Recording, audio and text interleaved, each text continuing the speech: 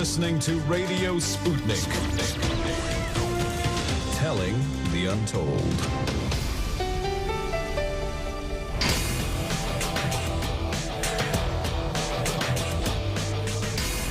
Fault lines.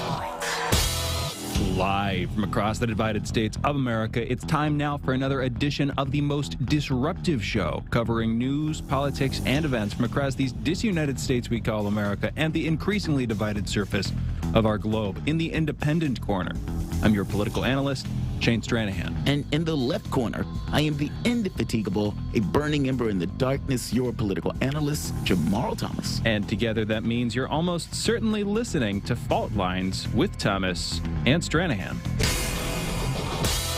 All right, good morning, everybody. It's just past 7 a.m. Eastern. It is November 2nd here, and it's time now for our headlines. First up, though, Jamarl, how are you doing this morning? So far, so good. Good. No issues. Good to hear.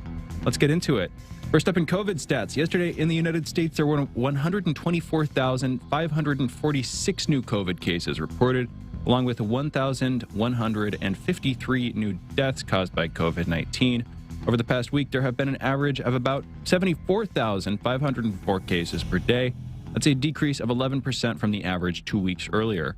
58% of the total American public has been fully vaccinated, and 67% of residents have received at least one dose of a COVID vaccine. As of this morning, the coronavirus has infected 46,058,641 people across the United States. It has also killed 746,688 people here in the United States.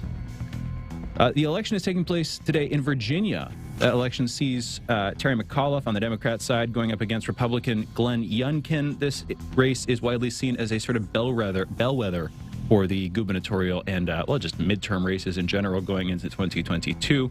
All eyes today in the political world, in other words, are on Virginia.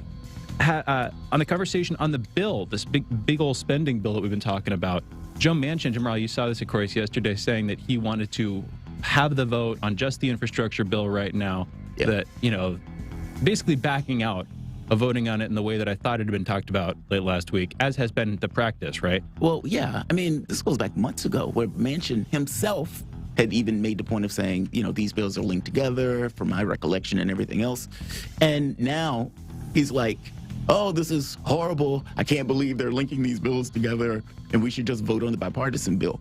I mean, he's been wanting to vote on the bipartisan bill for a while, but I kept making the point that the reason they were willing to do that is because they wanted to kill the reconciliation. And of course, lefties didn't trust them. Well, new day.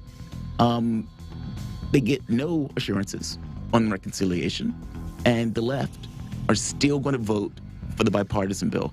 So after 5 months of saying, we're not going to do this, we're linking these two bills together, you help me, I help you, we're going to go together. Now the left is basically, or the Progressive Caucus is basically saying, okay, we'll vote for it. No assurances, no anything, just complete, full-bore capitulation and bending over. Yeah.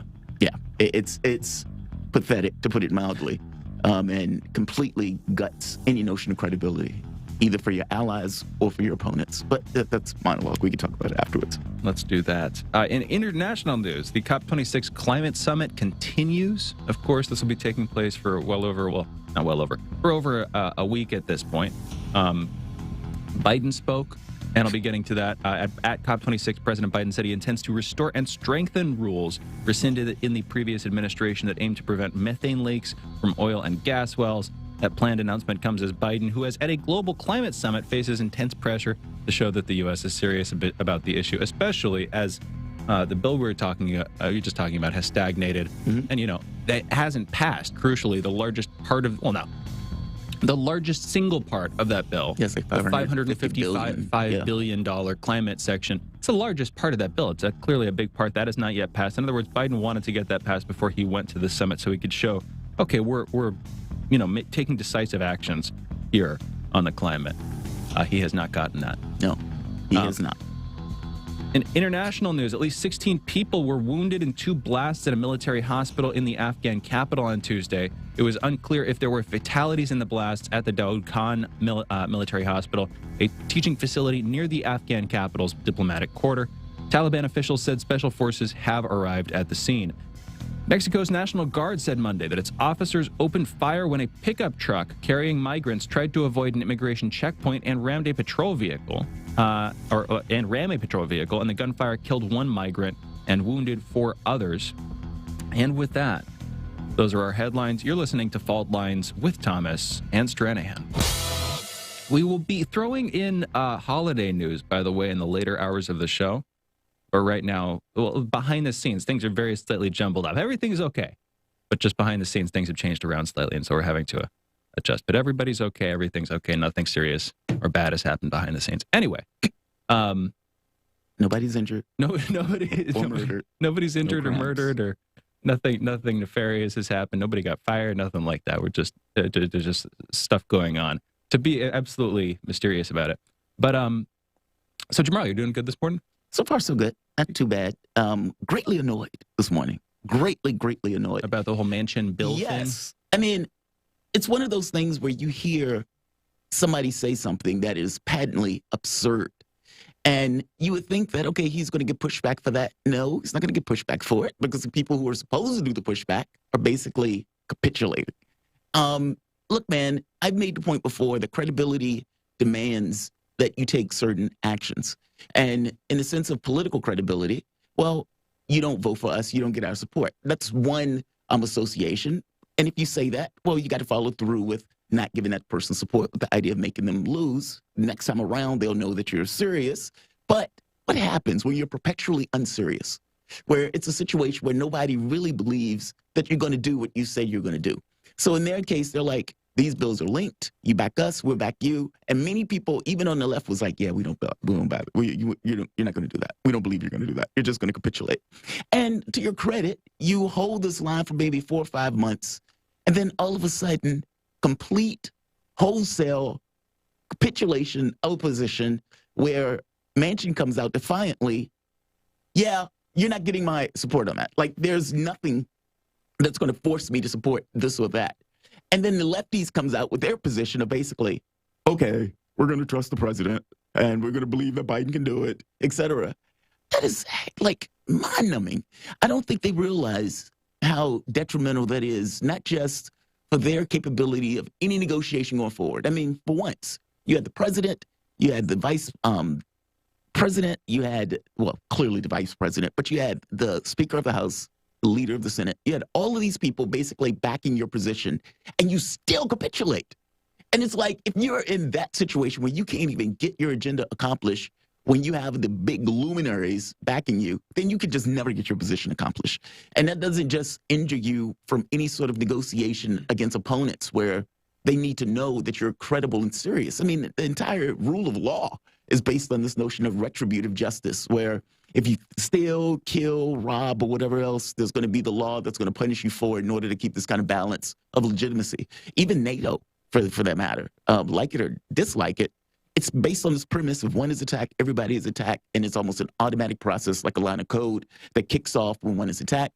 I mean, it confers a certain degree of legitimacy, even prison logic. You know, it's like, can this person be tested or not? And oftentimes that stuff gets you into more conflicts because people don't necessarily believe you're credible or serious. This is the Khrushchev thing, if I'm not mistaken, and Kennedy, where they didn't think Kennedy was a serious actor, and they thought that they could basically walk on Kennedy, which created this, you know, oh, there are a few more to that. I mean, even to try to whack Castro and stuff. But the lack of credibility creates problems going forward when people are trying to judge whether or not you're serious, you can be trusted, or whether or not you're a legitimate actor. And in their case, after spending 5 months loudly proclaiming this is connected, all or nothing, you don't back our agenda, we're not going to back yours, etc., to just capitulate all at once. And what does it mean for your allies? Meaning the people who go into this stuff cynical already, saying there's no way they're going to do that. Well, there's no way Biden is going to back that agenda, or there's no way that these guys are going to fight for this particular agenda. And then you prove those people, A, were correct, that no, you really weren't going to go to the Met for X or for Y, even though you had the capability to do so. You have leverage at this point. Everybody has a veto vote at this point. And yet, despite everybody having a veto vote, you have an inability to even use the leverage that you have at your disposal. it kills any notion of people investing themselves in the political space. It makes people cynical. It makes people dejected and back away from it. And I'm saying this from either some people that I've followed, like Lauren. Lauren was to say she was pissed is an understatement. I have no idea who Lauren is. Lauren Steiner. She's been on the show. Oh, the guest. Okay. Yeah. And You just- she was like, politics doesn't matter. It doesn't make any sense anymore because, it doesn't, these guys don't do what they say, or they're just going to fold, or this bill is horrible, and yet they're going to back this bill anyway. And like I said before, they were going to, regardless of what they pass, they can get a bag of nickels, and they're going to say, this is transformative bag of nickels. That's exactly what they're saying. This is transformative. This is great. This is whatever. Nonsense. They repudiated the position that they held for 5 months. And on top of it, saying, we did exactly what we said we were going to do, right? No, you didn't. Not just you didn't do what you said you were going to do. You basically made a lot of people extremely cynical. I would even go so far as to say they've lost. Democrats will lose the House and the Senate in the next midterms after this. I don't see how they could.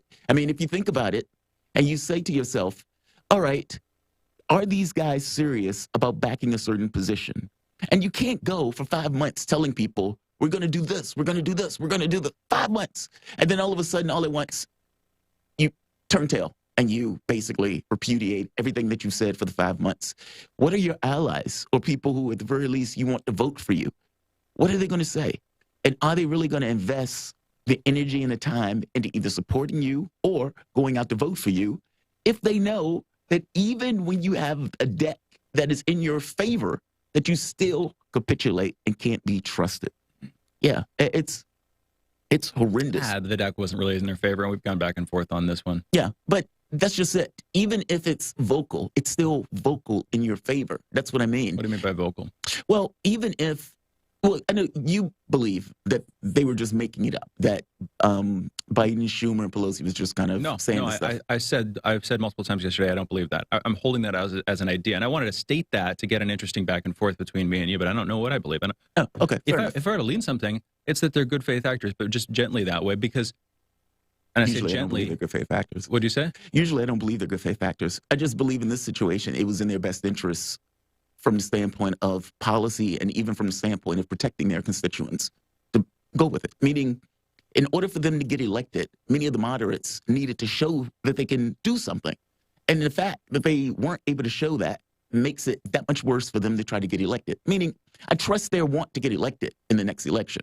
But either way, I mean, in my case, the very fact that Biden or the president is saying, I want this, and then you have Schumer, I want this, and Pelosi saying, I want this. And then months later, they all have to back down. It just looks terrible. I get you. It looks horrible. And it is bad, and I hear your frustration, your aggression. Yeah, especially, you're going to take this more personally than I would, just because these are more your policies and this is more your kind of thing. Yeah. But Biden was the best that Dems had, and he was like their pick in some sense, right? He was, they're like, unfortunately, public moderated pick. Yeah. And then the other question that comes to mind, well, and just pausing on that for a second, that's sad. That is sad, right? That's sad on so many levels. He was the best they could do. Again, the idea is they were going for stability with him, I think, or he was running on stability in large part, and I keep making this point, a pull away from Trump. Yeah. Another thing, though, and we were talking about this in the back room, is this fuel for another war or crisis or something like that? The Democrats' inability to get anything done, and it's just like week after week after week of either delays or cause for regret. Mm-hmm. Week after week after week of that kind of problem. Is this going to lead to another war/crisis as they need to buttress their support, as they need to get people to back them? Yeah. And so they're like, okay, let's harden up on China. Or this culture war thing, let's really double down on January 6th and go all Patriot Act on these terrorist groups that were infiltrating across the country on the right, or whatever, that kind of thing. You know what I mean? Yeah. Are they going to go there post-midterms as they find themselves legislatively unable to pass agendas, but still technically in power and looking for ways to make themselves more electable come 2024? What's your take? Basically, wag the dog. This is the Bill Clinton thing, where Bill Clinton was having issues with Monica Lewinsky, and he ends up starting a war in Slobodan Milosevic, the bombings associated with that. And it was like, oh, this is a wag the dog. This is a wag the dog. I forget the name of them. I think the movie was even named Wag the 1997 Wag the Dog movie. Yeah. I've seen that one. Yeah. And so it's that thing. Like, are they going, if there is a potential for them to basically lose, and they consider losing existential, Will they take that extra step of doing something to divert the public's attention away from the issues and everything else? I don't know. That feels extreme to me because I don't know who they would start that war with. And any war that they start, especially on a large scale, let's say like China or Russia or something like that, would basically could end America as we know it. But a small scale skirmish, maybe? I'm not sure. I would need to see the situation. Like, what are they at conflict with? I'm posing the question, Yeah. just to mainly to have like a little pin to hang my memory on of like, okay, wait, say in a year or two we start to go into that mode. Maybe we're more prepared for that by having thought about it slightly now. It's just that kind of thing. I tell you this, they're going to lose the midterms badly.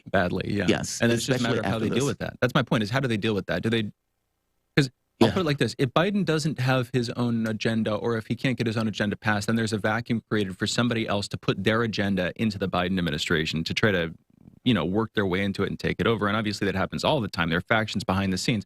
But my point is, if Biden's team is weaker, then it makes it easier for his team to get taken over by one of these factions who can then push what they want. And often what they want, we don't know what that's going to be. It could be a militaristic faction in the Pentagon, State Department, whatever, that wants a war with China, that kind of thing. My point is of numerous reasons, both getting public support and just Biden's team's weakness going into the midterms, going into 2023, 2024. There's always this chance. Is something going to happen? Are they going to try to kick something off? Who knows? I'm raising the question. I can't answer it right now. Yeah, I hope not. I mean, that would be disastrous. Yeah. On so many levels.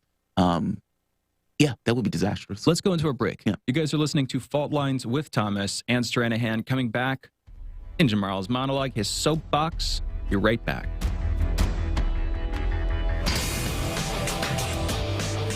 Fault Lines. Radio Sputnik. By Any Means Necessary is your guide to the movement and efforts shaping the world around us. From mass incarceration. No longer am I interested in or concerned with prison reform.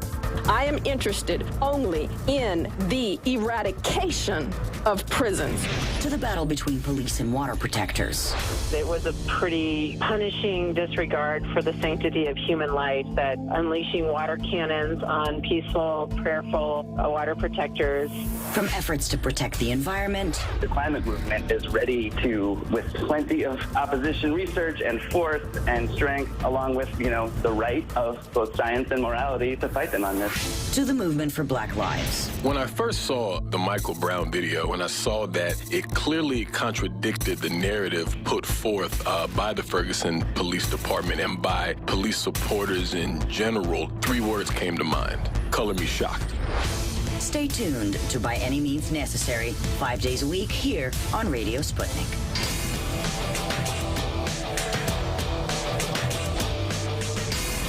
Fault Lines. Welcome back to Fault Lines on Radio Sputnik. My name is Jamarl Thomas. I'm joined with my co-host Shane Stranahan, coming to you live out of our station in Washington, D.C. If you guys live in the area, you can catch us on radio at 105.5 FM at 1390 AM. We're also in Kansas City at 102.9 FM and 104.7 FM. If you guys are digging what Shane and I are putting down, whatever platform you're consuming this content on, give us a like and share that audio or video. If you want to join us in a conversation, you can do so with a chat, a tweet, and of course, you can reach us by phone at 202-521-1320. That is 202-521-1320. Your engagement helps make this show what it is, so definitely don't be shy. So just going back to what we were talking to once before, and I guess my level of frustration on this is palpable and easy to notice, but it's not just my level of frustration on this. There's good politics and there's bad politics. And good politics recognizes that on some level, leverage is needed to get what you want out of a political space. That this is not about tiddlywinks. This is not about, hey, I do you a favor, you do me a favor. Oftentimes, politics is about leverage. How do you get people who basically disagree with what you disagree with, have all sorts of other incentives in the political space? Sometimes that's cash, sometimes that's things that they want, sometimes that's business interests. And how do you get those people to fall in line with a particular agenda? And oftentimes that boils down to leverage. No more, no less. And it seems that the left, who for the last 20, 30 years would not use leverage, would just automatically give their support over to the corporate Democrats of the batch. Finally, at least it seemed that some of them thought, hey, we have the capability of using leverage here to get the things that we want. No, they wouldn't use $15 an hour minimum wage. It was aggravating. But you would think that after 15 months of basically saying, this is our position, we're going to stand by this position, hell or high water, we'll be dead in a ditch otherwise, that credibility on some level would demand that they actually followed through with that. And yet, not so much. It is very difficult to understate the incandescent value of credibility. I mean, this is important in regular times, but definitely that much more important in politics. How we trust, or how much trust or value do you put into things that a person says? That goes for your enemies and opponents, but that also goes for your friends, or for that matter, your allies. This doesn't just keep you out of conflicts with adversaries that trust that your red lines are red lines, but your opponents would take, or need to take, just by necessity, pragmatic and thought over what may be legitimate consequences over something that you basically said you were going to do or respond to. We don't negotiate with terrorists. Even the principle underlying NATO is this notion that if one is attacked, even if it's tiny Estonia, that everybody gets involved, meaning you must have a certain degree of trust that these people are going to respond in a particular way if you respond in a particular way. For that matter, even laws, just the very basic premise of if something is stolen, if something is murdered, or something to that effect, you have these societal functions that kick into gear in order to basically retributive justice, or at the very least balance the scales. And that way, you don't necessarily need people to be vigilantes, even though you still may get the Batman here or there. All things being equal, you can have this trust that the government or that politics or laws will kick into play. That's also true, though, for friends and allies. When a politician comes up and says, I am going to do X or I'm going to do Y, oftentimes you have either what they've done in the past in order to back them up, or you have some level of trust in general. And oftentimes what happens when that trust just becomes cynicism, when the various people that you need to go and back you and to give you money and support you and stump for you and put signs in their yard for you no longer believes that you're willing to go to the mat for the things that you claim you believe in. Are those people going to get cynical and dejected from the political process? Are those people really going to go out there and support you?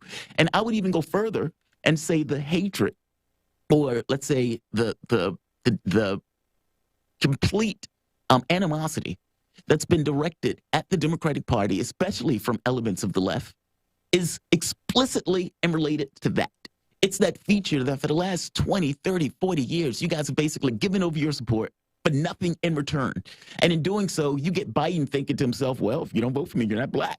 Because blacks vote to the Democrats 90% of the time, despite not getting anything for that. And if at any point, either the left or Biden said, you know what, you'll get our support when you go or take this particular agenda, they wouldn't even be believed at this point. Meaning, you've given over so much of your credibility for so long that even if you tried to be tough in politics, you would still get tested because they still wouldn't necessarily believe you can hold up to your convictions. That's assuming you have any at all. What does it mean when your allies no longer trust you? Or not just even no longer trust you, what does it mean when you get a lot of people that become cynical of the political process because you weren't willing to stand by the things that you said you were going to stand by? And I would make the point that that is the political climate to which we find ourselves, and that is exactly why the Democrats will lose the House and they will most likely lose the Senate. I mean, we went over this notion of the way Republicans are being judged based upon how Democrats are being judged.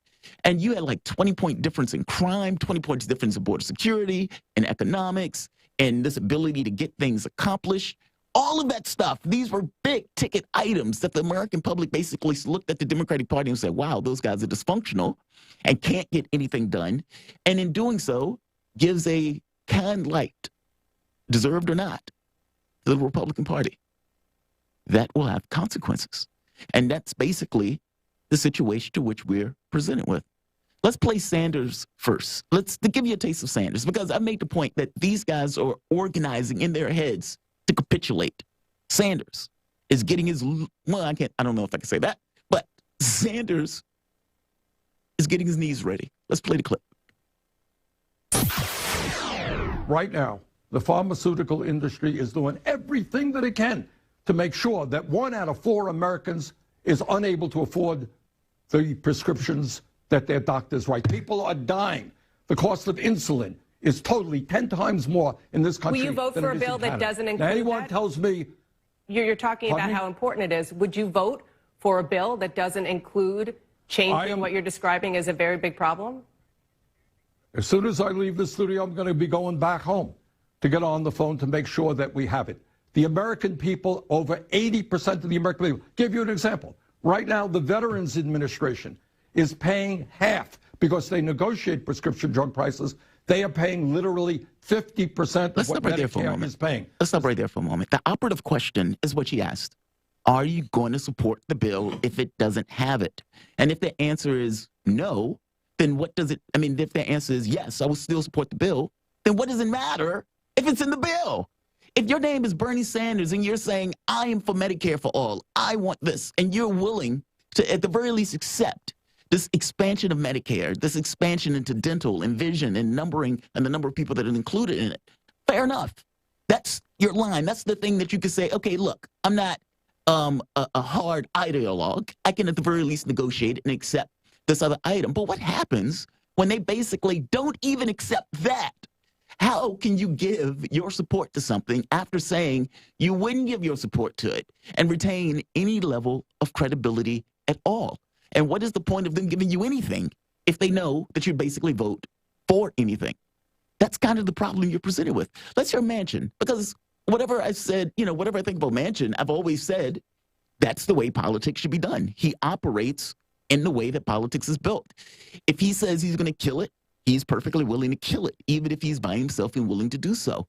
And yet, it seems that the left, for whatever reason, despite having this masterful teacher of Joe Manchin, doesn't quite get the lessons. Let's play the clip. I've heard a lot of the mischaracterizations of my position since the president met with the House Democrats last Thursday, and I would like to make an attempt to clear up any confusion about where I stand on the legislation that's working its way through Congress. In all of my years of public service, and I've been around for a long time, I've never seen anything like this. The President of the United States has addressed the House Democratic Caucus twice recently to urge action on the bipartisan infrastructure bill, which sometimes we refer to as the BIF bill. Last week, the Speaker Pelosi urged the importance of voting and passing the BIF bill before the President took the world stage overseas, and still no action. In my view, this is not how the United States Congress should operate, or in my view, has operated in the past. The political games have to stop. Twice now, the House has balked at the opportunity to send the BIF legislation to the President. As you've heard, there are some House Democrats who say they can't support this infrastructure package until they get my commitment on the reconciliation legislation. It is time to vote on the BIF bill, up or down, and then go home and explain to your constituents the decision you made. And I've always said, if I can't go home and explain it, I can't vote for it, and if I can, I will. I've worked in good faith for 3 months, for the past 3 months, with President Biden, Leader Schumer, Speaker Pelosi, and my colleagues on the reconciliation bill, and I will continue to do so. For the sake of the country, I urge the House to vote and pass the bipartisan infrastructure bill. Holding this bill hostage is not going to work in getting my support for reconciliation bill. Throughout the last 3 months, I've been straightforward about my concerns that I will not support a reconciliation package that expands social programs and irresponsibly adds to our $29 trillion in national debt that no one seems to really care about or even talk about. Nor will I support a package that risks hurting American families suffering from historic inflation. Simply put, I will not support a bill that is this consequential without thoroughly understanding the impact that it'll have on our national debt, our economy, and most importantly, all of our American people. Think about that for the moment. Joe Manchin has basically everybody else was on board for voting that plan over, meaning this could have been voted through months ago if it weren't for Manchin basically saying, I'm not going to support that. I'm not going to do that. You had 98% of the Democratic Party basically ready to vote for the bill, for both, actually, the reconciliation and the one he called the BIF bill, or the bipartisan infrastructure bill. And yet Manchin still has the stones to come out and say, the president has asked these two to basically, to ask the left to help us pass the bill. He asked you also. In fact, the entire reason that this has taken so long is because Manchin wanted to basically kill the reconciliation bill. So the notion that Manchin is coming out now saying, well, the president said, that he wanted these guys to do X or to do Y. He wanted you to do X and Y. You just chose not to. That was the same thing with the $15 reconciliation, or $15 an hour, and for the reconciliation bill. This is on Manchin, despite Manchin trying to push this on somebody else. And one quick clip for Jayapal, and we can end it after this. Listen to the full-scale, complete capitulation of Jayapal on this. Play the clip, please. He's one of the critical power brokers in all of this, someone who could tell us exactly what's happening, the head of the House Progressive Caucus, Congresswoman Pramila Jayapal, who represents the 7th District of Washington and is the chair of the Congressional Progressive Caucus. Congresswoman, thank you so much for being with us today. You endorsed the White House framework last week, you as a group, of course. Are you confident that those two senators will be for it? Because they have been less than definitive in what they've said so far publicly. Yes, Andrea, it's good to see you. And we did endorse the framework. And in fact, we also had a very, very good meeting yesterday of the full CPC after the text was released, which is something that we were asking for the Build Back Better Act. And I'm very happy to say that we are now awaiting negotiations amongst senators on prescription drug pricing and child care and some details on immigration. But the Progressive Caucus, assuming good resolution of those issues from the Senate side, that we will be excited to vote for both bills. We now feel like we have what we need. We are taking the president's word at the fact that he believes he can get 50 votes in the Senate. And, I hope that the two senators that we've been waiting on these months, who have come to the table in good faith and negotiated, that they understand that this is a leap of faith. But, assuming we get these final negotiations done, we're ready to pass both bills. And I think the caucus feels very good about the fact that we've been able to do what we said from the beginning, which is pass both bills at the same time, get the entirety of the president's agenda to his desk for signature, and ultimately deliver transformative change for people across this country. Let's stop right there. Let's stop right there. This is not transformative change. You may have been able to make that subjective argument in the $3.5 trillion. You cannot make it in this. This bill is defined by the things that are not in the bill. It's defined by the things that they said they wanted to accomplish, but they didn't necessarily put into the bill. And so this notion that it's transformative, nonsense. And you didn't do what you said you were going to do, because the entire premise of doing what you said you were going to do was to pass both the reconciliation and the BIF bill at the same time, where you knew that both were going to kind of walk into the sun. And Manchin has basically put a knife in you, basically saying that's not necessarily going to happen. You've wholesale capitulated. That's all it is, no more, no less. Shane, what are your thoughts, my man?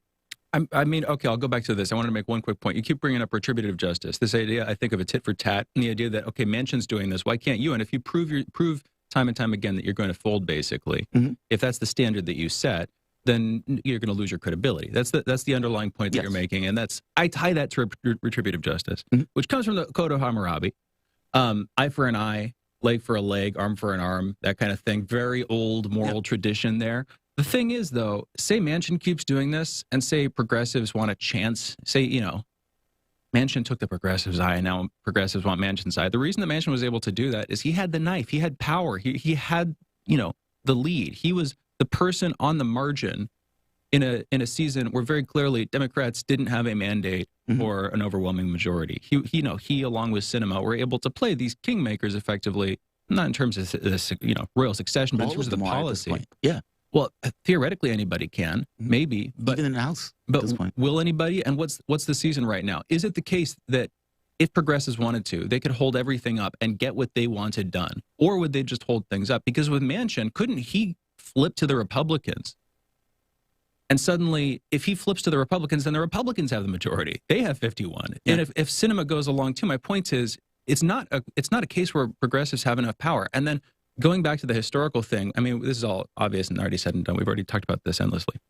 But why do progressives not have enough power?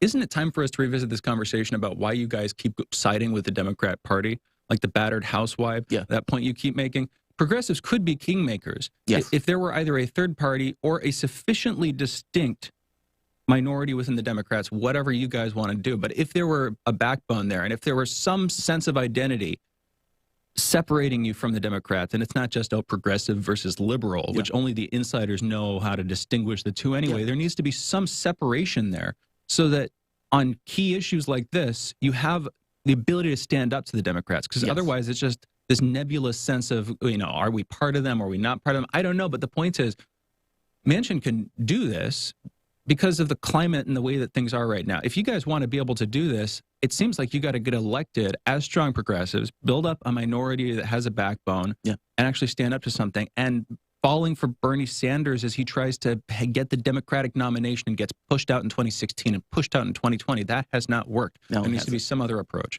I would say this. The only reason that Manchin has any sort of, if Manchin wanted to be a Republican, he would have been a Republican. That's not necessarily a justification for them to just capitulate to whatever Manchin wants. And all of them at this point, any senator has that veto power. Any member of the House at this point, 2 or 3 members of the House, has that veto power. The question becomes, are they willing to use it? And in Manchin's case, he doesn't mind using it in the least. He do it in a heartbeat. Yeah, I'm not voting for that. I'm going to get a shower and, get a, corn dog or something. And for whatever reason, I agree with you on this very specific point, though, that the left, whether it's part of the Democratic Party, whether it's a third party, whether it's something distinct, unless it's willing to use that faculty of saying, yeah, I'm not going to participate in that, even if it's just to maintain your own credibility. Unless they're willing to do it, nothing happens. And I keep pointing to Manchin as a good example of this. Manchin is able to basically get what he wants because Manchin is able to walk. For whatever reason, be it Sanders, be it Jayapal, be it any of these other lefties, yeah, I agree with you on that very particular point. They don't have the faculty. On that particular point, but I think that it's the season right now. Again, if Democrats had even a 53 to 47, starting to look like a pretty good majority there, then the progressives would have more power. They vote in. Well, it depends on who they vote in. Sure, it depends on who's in the Senate specifically. But my point is, then it's like a contest within the Democrats factionally over like, okay, we have this lead. Now, what are we going to use it for? Yeah. That kind of thing, which I don't know. I mean, whether it's 50-50 or 50-51 or 50-52, well, I'm sorry, 48-52. 48-52, I get it. And there are a bunch of specifics. Yeah. But no, I feel you. I mean, but look, I agree with the basic premise that these guys would need to be able to assert themselves politically if they're going to get anything they want. And if you're not willing to do that, then you're not doing politics. You're doing something else. I don't know if it's sheepdogging. We can call it sheepdogging. We can call it something else, but it's not politics. And they basically burned themselves relentlessly after this. I can't believe she said that. She was like, we did what we said we were going to do. You did the opposite of what you said you were going to do. And as a testament to that, many of the people who are backing Democrats in this were flipping out this morning. And so, yeah, I mean, even Lauren had came to this kind of weird political awakening where she was like, okay, well, we need to go this far, but not this. It's a very weird spot that she was in. Well, at this point, she's become very cynical of all of this. So let's do this. Let's take a break. We have a really interesting conversation coming up next with Mark Sloboda. You guys are listening to Fault Lines with Thomas and Tranahan. Back in a moment.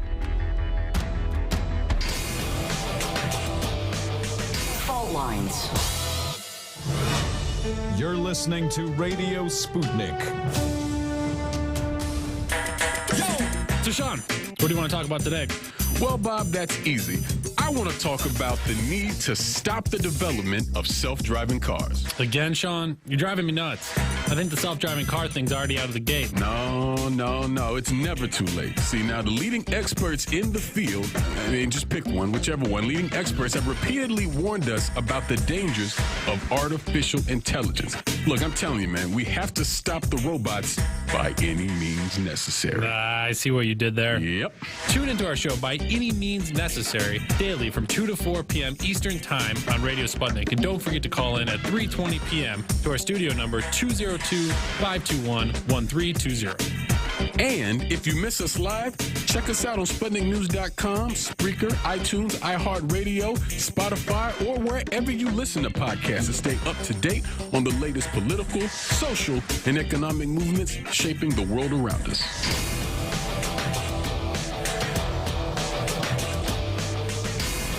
Fault Lines. Welcome back to Fault Lines on Radio Sputnik.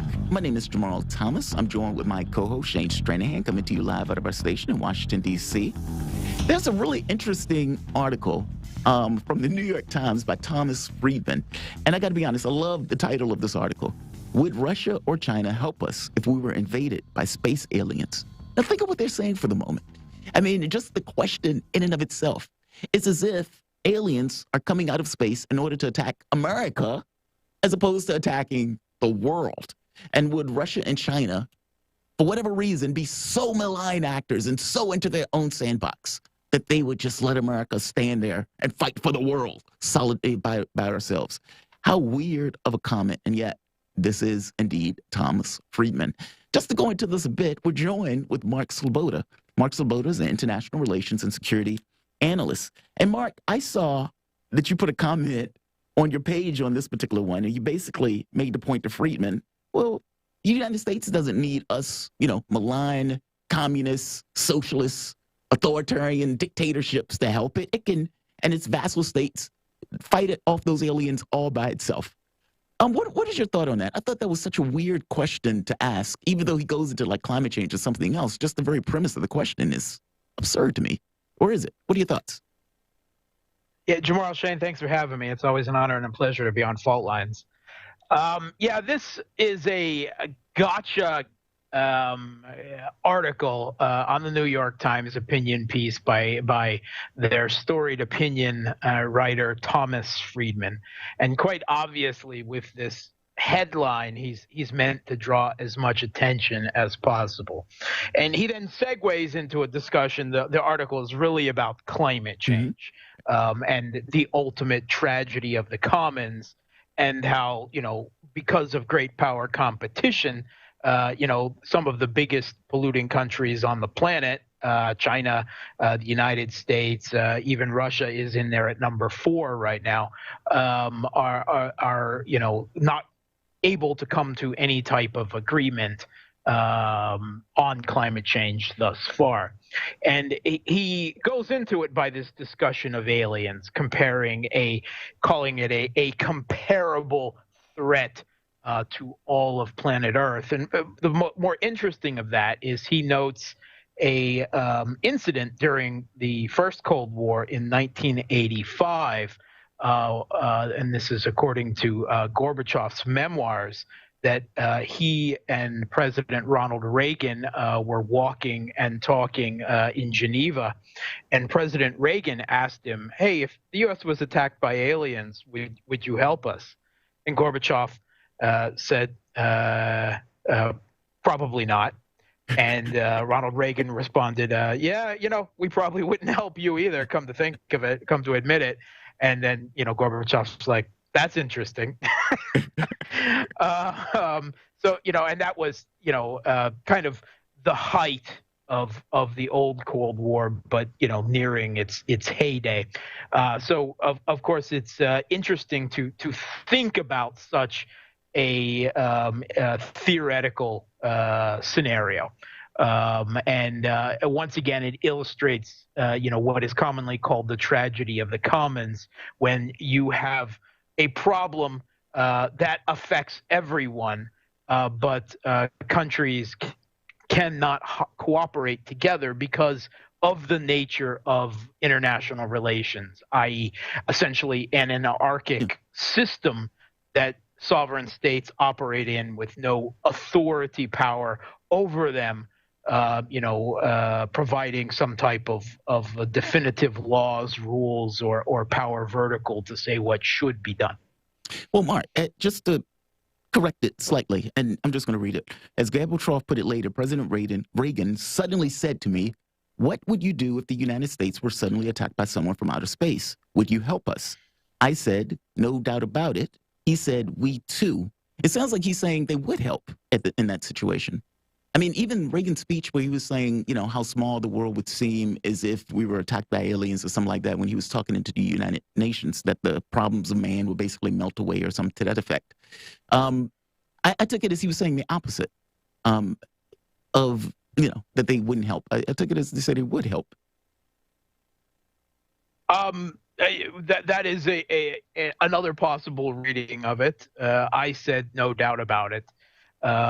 He said we too. I sincerely doubt that in 1985 either would, but you know, it of course, I guess it all depends on the exact type of scenario. Yeah. We have all seen Independence Day.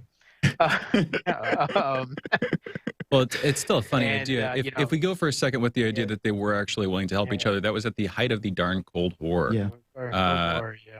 Which compared to now, theoretically, things have thawed out a bit, you know, even though they've started to refreeze over again. Not to extend the metaphor needlessly.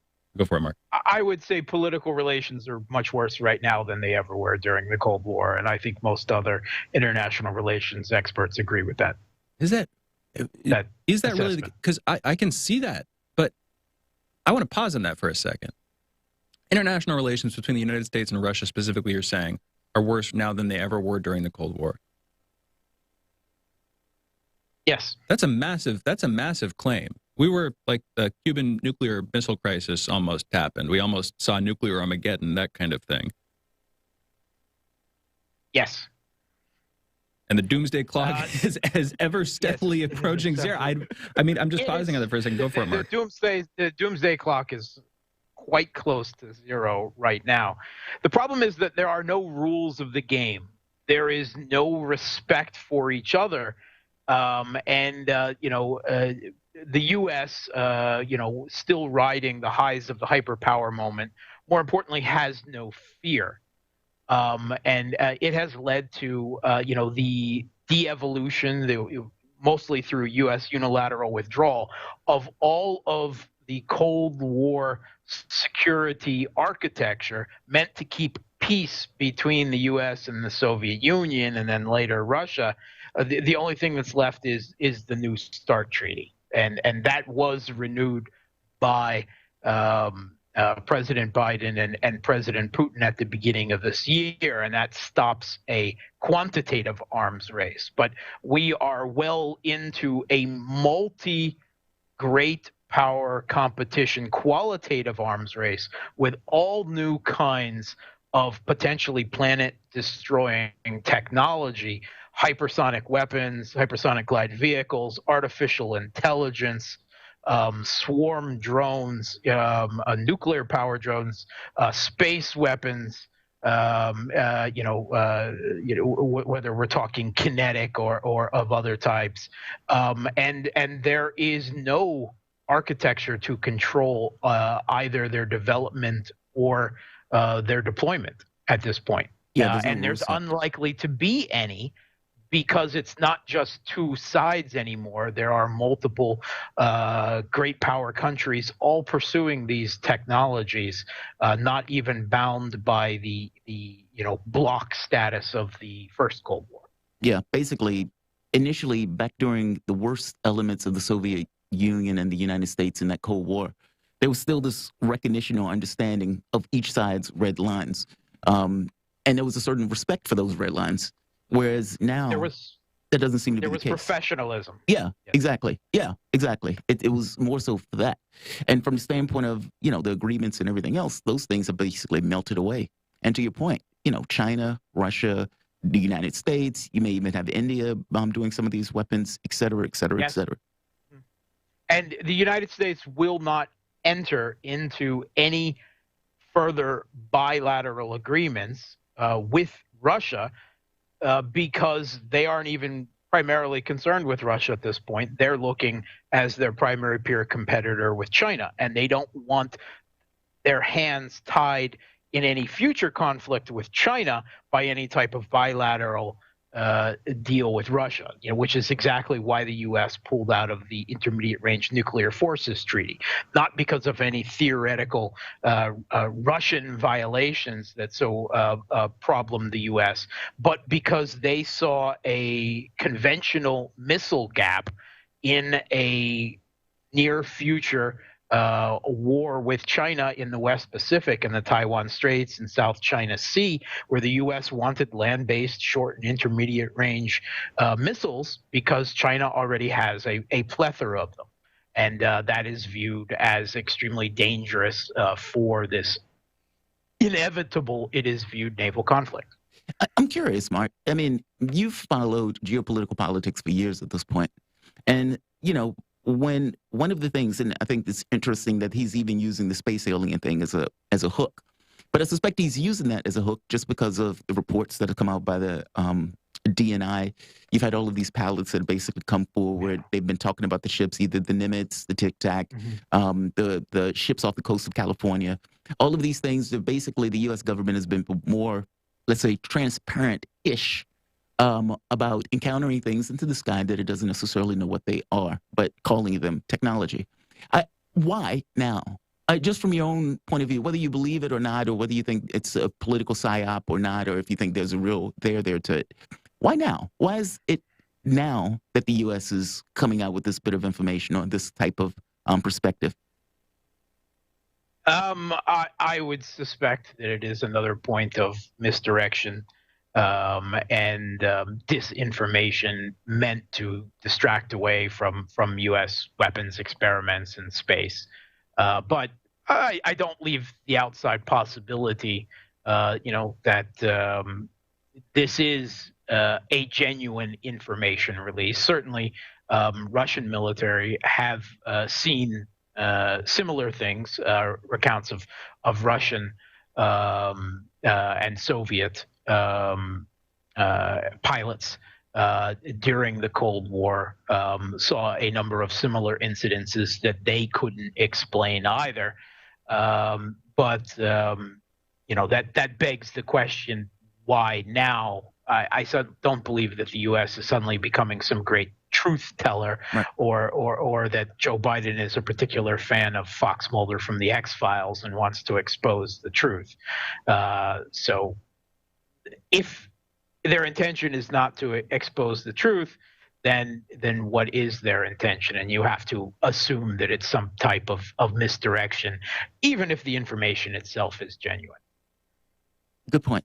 Very interesting. I mean, it's been one of those things that we've been asking for a while. It's like, why now? Why all of a sudden are they coming up with this information after like 80 years of keeping this stuff in the covers? I want to move to another aspect or another story on this. This was Sergei Lavrov, and he makes the point, it says right here, Ukraine is trying to push Russia towards military intervention in the Donbass with its incessant provocations. So what are the most recent provocations that have been taking place?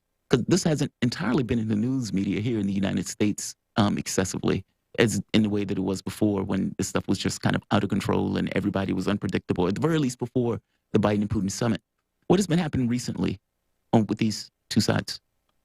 Yeah, there have been a series of ongoing provocations by the forces of the U.S.-backed regime in Kiev over the past 2 weeks.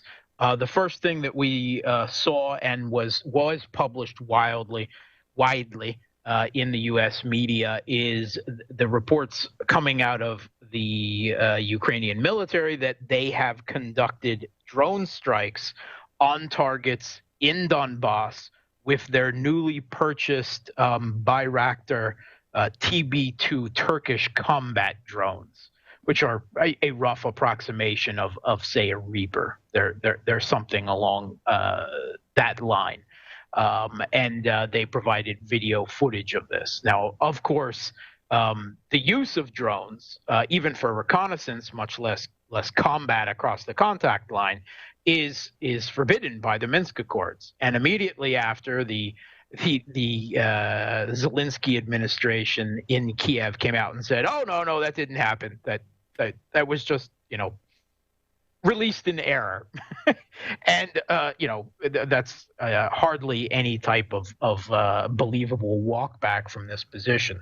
But also there has been increased shelling by artillery and mortars of cities and towns in the Donbass.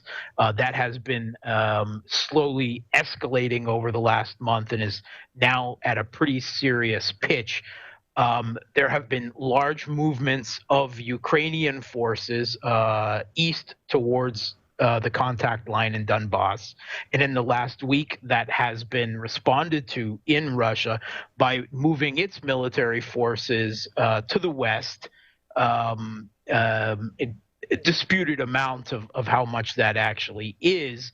But once again, it seems to be of a deterrence nature. Don't attack Donbass. Politically reconcile with the people in East Ukraine by peaceful means, according to the Minsk Accords, or else it'll be a resuscitation of conflict, and Russia may have to step in order to protect the people of East Ukraine if you don't respect, a peaceful political reconciliation. And then there's the last incident was a small town, Stary Marievka, in the gray zone as delineated by the Minsk Accords between Ukrainian and Kiev regime and Donbass forces, has been seized by Kiev. They've moved into the town, and they have further used jamming to block OSCE, Organization for Security and Cooperation in Europe, drones, which are supposed to be monitoring this. So they've basically prevented the OSCE from seeing what is actually now happening in that town.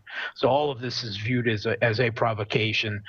There is another call up to a draft in Donbass. Military forces are being assembled there, and Russia is responding to the Ukrainian buildup with a buildup of their own, saying, don't do it. Another buildup. We had one earlier this year, not all that long ago. Yes. The OSCE. This isn't just between Ukraine and the forces in Donbass or Luhansk or the Russian forces, whatever. That's the OSCE, which is ostensibly that's an impartial organization. Not ostensibly, it's an impartial organization, right? Yeah, not really. Not really. Okay. So, well, what's the real truth there? And then, I guess my point in bringing that up is, wouldn't they get involved? At that point, it wouldn't just be, he said, she said between Russia and Ukraine. It would be the OSCE, this independent organization coming in and being like, why are you preventing us from monitoring what's taking place in this town?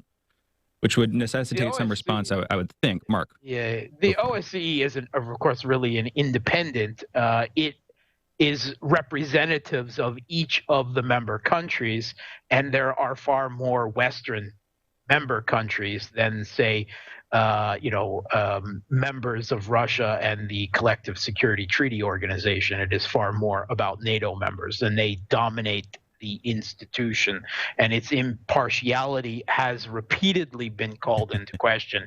In fact, there were protests after protests in the last few weeks in Donbass against the OSCE monitoring offices, because they say they aren't doing their job. They aren't reporting about the shelling of houses and homes and infrastructure in Donbass, about Donbass representatives to the OSCE being kidnapped by Kiev regime forces, and nothing has since been heard of them. And all of this, the OSCE does nothing. And there are also accusations that it really does reconnaissance and spotting activities, because a large number of those supposed monsters are actually military intelligence representing Western countries, which are helping the regime in Kiev. Helping Ukraine against Donbass. But it's weird in that case that they're being blocked from access to that town. Then we got to close it out. Well, they do, of course, have some Russian members there as well. So I would say there is an preponderance towards the West, but the reason why Russia and others agreed to it, because at least there is a token pretense at objectivity. I see. Okay, fair enough. Mark Sloboda, thank you for joining us. Mark Sloboda, international relations and security analyst. Everybody's listening to Fault Lines with Thomas and Stranahan. Well, if you are, you are. We'll be right back, folks.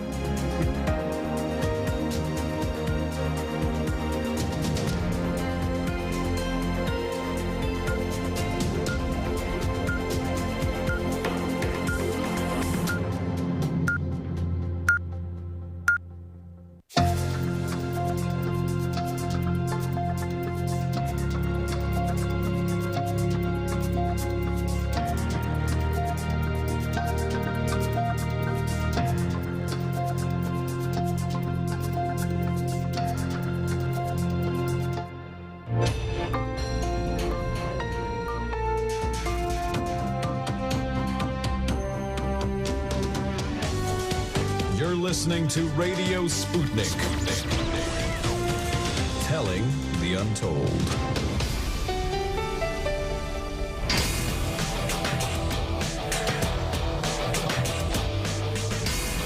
Fault lines.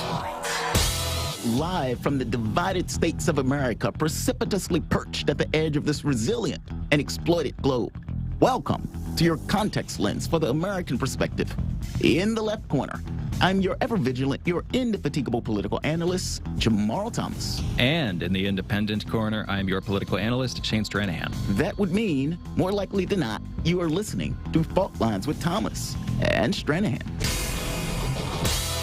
Right on. I always enjoy talking to Mark, and the conversation, especially with the lead-in. Loved it. I thought it was real interesting. I just remember when Reagan had that speech once before, where Reagan made that thing. It was a famous speech that he gave. And he was in front of the UN and he says how minimal the world problems would seem if we were attacked by alien force. And people are like, what is Reagan talking about? What do you mean? And like you said, this was during the Cold War. 1987 speech to the UN. Yeah. Yeah. Well, 1987. 1987, that's what I said. It was just a very interesting thing. So the interaction between Reagan and Gorbachev was apparently during the 1985 Geneva summit, just giving people a timeline here. Yeah, the context of it all. Yeah. It's very fascinating stuff. But thank you, Mark, coming on short notice. All right, so let's get to the headlines. In the news, yesterday in the United States, there were 124,546 new COVID cases reported, along with 1,153 deaths. Over the past week, there's been an average of 74,504 cases per day, a decrease of 11% from the average 2 weeks earlier. 58% of the total American public has been fully vaccinated, and 67% of residents have received at least one dose. As of this morning, the coronavirus has infected 46,058,641 human beings across the United States and has killed an unfortunate 746,688 men, women, and children. In national news, we have an election that is taking place today in Virginia. I was born and raised there. And so it should be very interesting to see how this turns out. It's true that Joe Biden won that race by like 10 points. By the same token, Youngkin and McAuliffe are basically neck and neck. I was talking to my mom yesterday and asking her about what is taking place in Virginia. And she basically made the point of saying McAuliffe stepped in it, and that a lot of this conversation that's taking place has been about schools or the Loudoun County thing, and not necessarily on the other policies or whatever. It's been very focused on this notion of schools. And this is why I keep asking, I don't know how often I actually ask this question, but yesterday I kept harping on this question with Ted Rall and in conversations with you. I brought it up a couple of times. Culture war and whether the culture war would dominate. Specifically, Ted was saying very reasonable stuff about how voters pay attention to their pocketbooks and inflation and their jobs and the stimulus bills and whether they're getting checks, those kinds of things. And he's right. But also people are fixated on this culture war thing. And that was really, in some sense, at least 2016, the Russiagate thing, was made to be in large part a culture war phenomenon. 2017, 2018, it's followed through since then. 2020, Black Lives Matter. Yeah. You know, that was what fixated a lot of people. Anyway, my point is, I still think culture war is a really big issue. Yeah. And going into 2022 and 2024, a lot of people are going to be debating on the culture, or on the terms of what we call the culture war. Well, those conversations, especially when the other things aren't on the table. Because I think if you had a situation where one was given a clear difference in, okay, this is an economic issue that we agree on, et cetera, then the culture war, I think, would take less priority. In this situation, Democrats were like 20 points behind on crime, 20 points behind on economics, meaning on all of these issues, the Democrats weren't necessarily leading in public perception. And so it's like on top of that, now you have this issue for for Virginia, where McAuliffe basically makes the point of saying, parents shouldn't have a say-so in whether or not their kids read pornographic material. Loudoun County. Yeah, yes. Loudoun, right, Yeah, Loudoun. yes. But this one... It is both a cause and an effect of legislative stagnation. I know you get other headlines, but it's both a cause and an effect of legislative stagnation. It's a cause in that focusing on culture war problems, clearly, they're not that tractable, so you don't get that much done when you're only talking about them. But also, it's a convenient political football to use when you can't get legislation passed, either when you're not in power, like the Republicans are, or when you don't really have that much power like the Democrats do. You can just debate culture war issues. You know what I mean? And try to get voters out with those. We'll see how it works, but yeah, my mom said that seems to be one of the main focus points in this election. Oh yeah. Because I was making a point to her. I was like, you know, if your kids, if you have a school where they have some kind of pornographic material in the school, or for that matter, pedophilia material in the school, and the governor has asked a question on that. Because the point I was trying to make to her, when they asked him that question in a debate, it was specific to that. I mean, nobody was saying, hey, should parents in general, you know, have full access to whatever take. That wasn't it. The entire basis of the conversation was based on the things that they were having in those schools. And so for his answer to basically be dismissive of parents on that, oh, dude, you have to have a better answer. Got to have a better answer on that. Much better answer. And really my thought process with this one is, okay, is Virginia not just a bellwether in the sense of whether a Republican or a Democrat wins, but is it a bellwether in terms of what the conversations are going to be in the midterms and potentially 2024? Yeah, it should be interesting. We'll see. I mean, part of the reason that these guys are capitulating, meaning in Congress, is because they believe they're going to get blamed for the Terry McAuliffe loss. And it's like, are you insane? What do you mean? It's like, it's just weird stuff is going on. In their heads, it's like, okay, well, if Terry McAuliffe loses, we don't want to get blamed for it because of the agenda that was taking place in the federal. We haven't gotten anything done. Yeah. Right. It's just wild stuff that's taking place. Well, let's keep going. Spending an infrastructure bill. So that is also taking place simultaneously with the election that's taking place in Virginia. And even though these things don't seem like they're connected, as I just mentioned, they're connected, especially in the heads of the political leaders as they deal with this stuff. That said, the thought is that they may get a vote on this bill tonight, either, today or at the very least this evening. But again, they were supposed to get a vote on this bill for weeks now, and those things kept coming to naught. So we'll see. We're basically waiting at this point to see what takes place.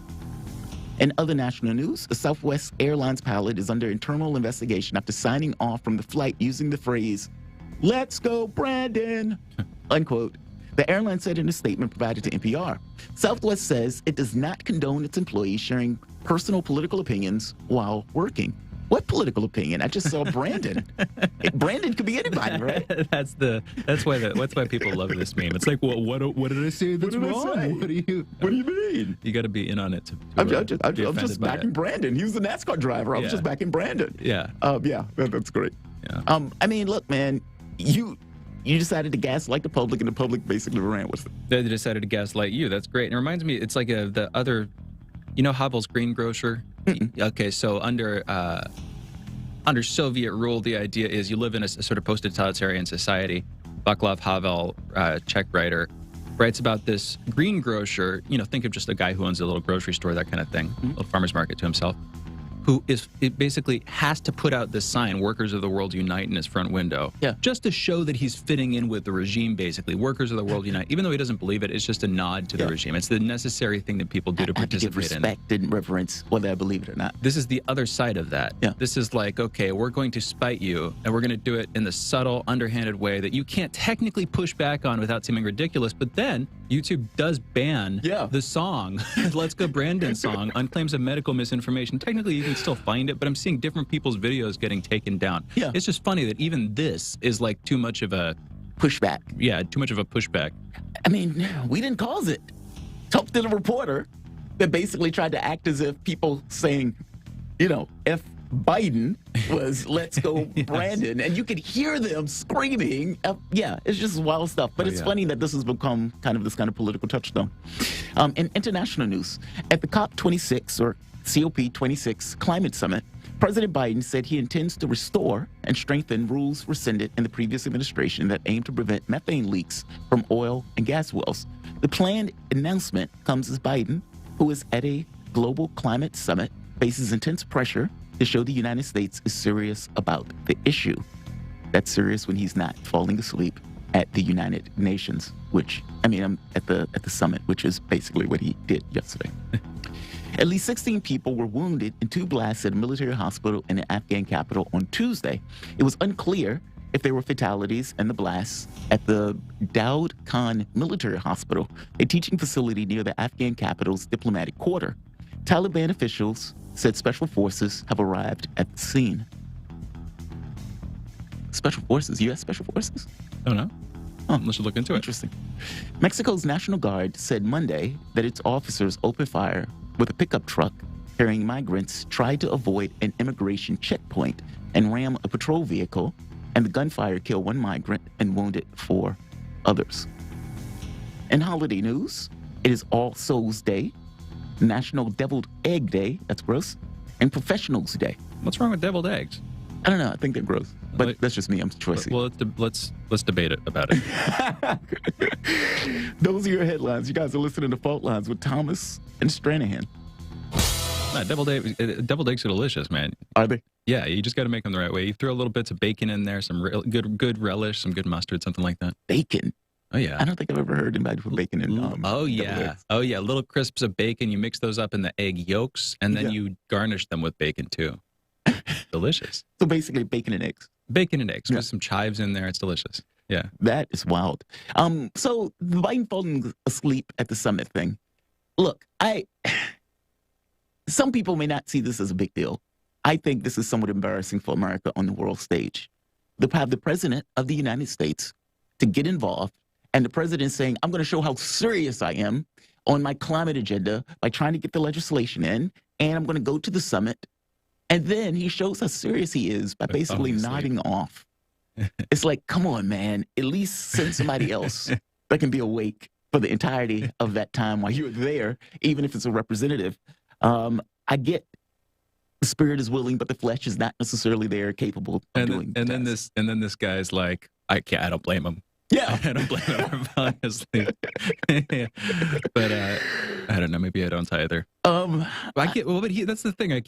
I don't know at this point how much of it's making fun of him versus accurately trying to satirize reality or something like this. Yeah. But Biden, he's an old dude guy. Yes, he is. He has some age on him. Mm-hmm. I mean, but when we were talking about the administration or somebody who's trying to be president, I mean, you could be old. The issue is not necessarily your age; it's your capability. It's like, if a blind person gets behind the wheel of a car, the issue is not that they're blind. The issue is that they can't see and that they're going to hit other cars. I kind of feel it the same way. The issue is not necessarily Biden's age. Biden could be 100 years old if he was agile, on it, cognitively there, and everything like that. He just doesn't seem to be. I mean, in these situations like this, I mean, do you remember when Hillary Clinton was giving him his her endorsement, and he falls asleep in the video where she's endorsing him? And it's like, how is that even, why are you doing that? Like, that looks so bad. Like, he's like nodding off, and then at a certain point, he wakes up and he's like looking around. I do remember this. Yeah, and that famous, oh my God, I think I fell asleep state. It just looks bad. So, I get that he has some age on him. But I'm sorry. Biden's problem, Jamarl, was he listened to you. Is that that was his problem? That was his problem. Because remember, his idea of exercise is playing chess. He doesn't, and that's why. That's a stupid joke. See, that would have had him an agile mind. Exactly. It would have prevented but he doesn't have an agile body. That's the thing. His body's underdeveloped. His body's atrophied. I know it doesn't seem like it, but believe it or not, if you don't have, you have to have a certain level of physical fitness in order to be able to play successful games. Yeah. And I'm saying this from my own experience. When I was playing when I was younger, I didn't have to think about that stuff. I would play tournament after tournament or games. Sometimes they would be 6 hours long, and you just go into the next game and play it. And if you did that all day, you did it all day.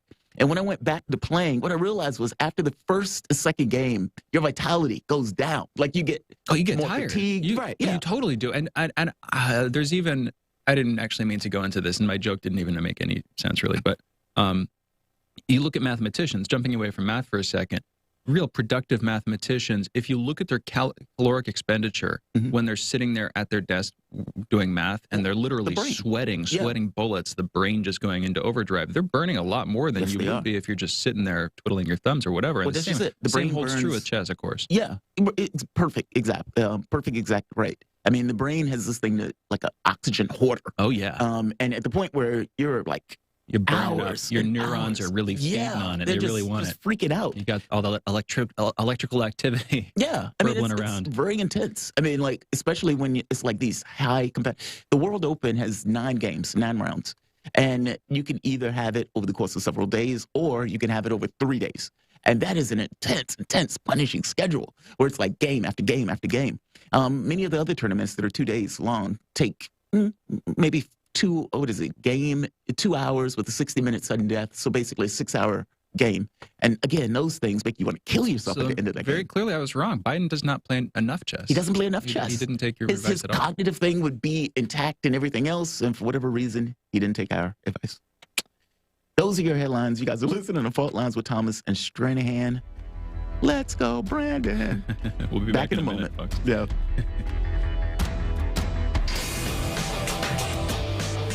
Fault Lines. Want to talk? Get in touch with us at radio@sputniknews.com. In a media landscape filled with so-called journalists acting as stenographers for their billionaire bosses, there is a desperate need for news, analysis, and perspectives that buck the status quo and get to the heart of how domestic and international events impact you and me, as well as showing how we can get involved in the struggle to change that status quo.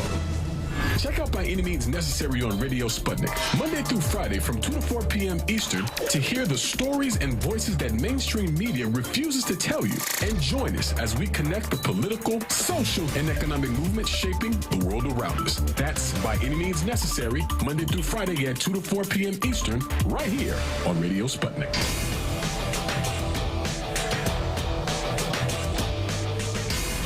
Fault Lines. Welcome back to Fault Lines on Radio Sputnik. My name is Jamarl Thomas. I'm joined with my co-host Shane Stranahan, coming to you live out of our station in Washington, D.C. If you guys live in the area, the D.C. area, or at the very least visiting the D.C. area, you can always catch us on radio at 105.5 FM and 1390 AM. We're also in Kansas City at 102.9 FM and 104.7 FM. If you guys are digging what Shane and I are putting down, whatever platform you're consuming this content on, give us a like and share that audio or video. If you want to join in on the conversation, you can do so with a chat, a tweet, and of course, you can reach us by phone at 202-521-1320. That is 202-521-1320. Your engagement helps makes this show what it is, so definitely don't be shy. Speaking of don't be shy, we were having this conversation earlier about what is taking place on the quote-unquote Build Back Better plan that doesn't seem to be building back much, and it doesn't necessarily seem to be all that better.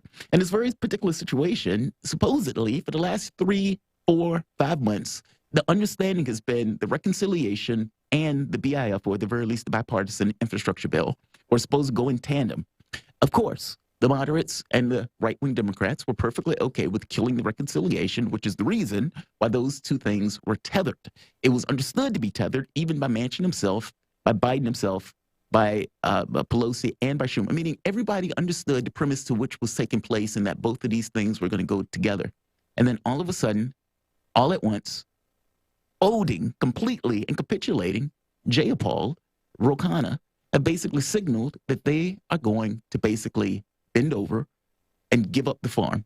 And they're going to do so not for any assurances on the other bill, trying to make the argument that they're going to put it up for Manchin to basically kill it.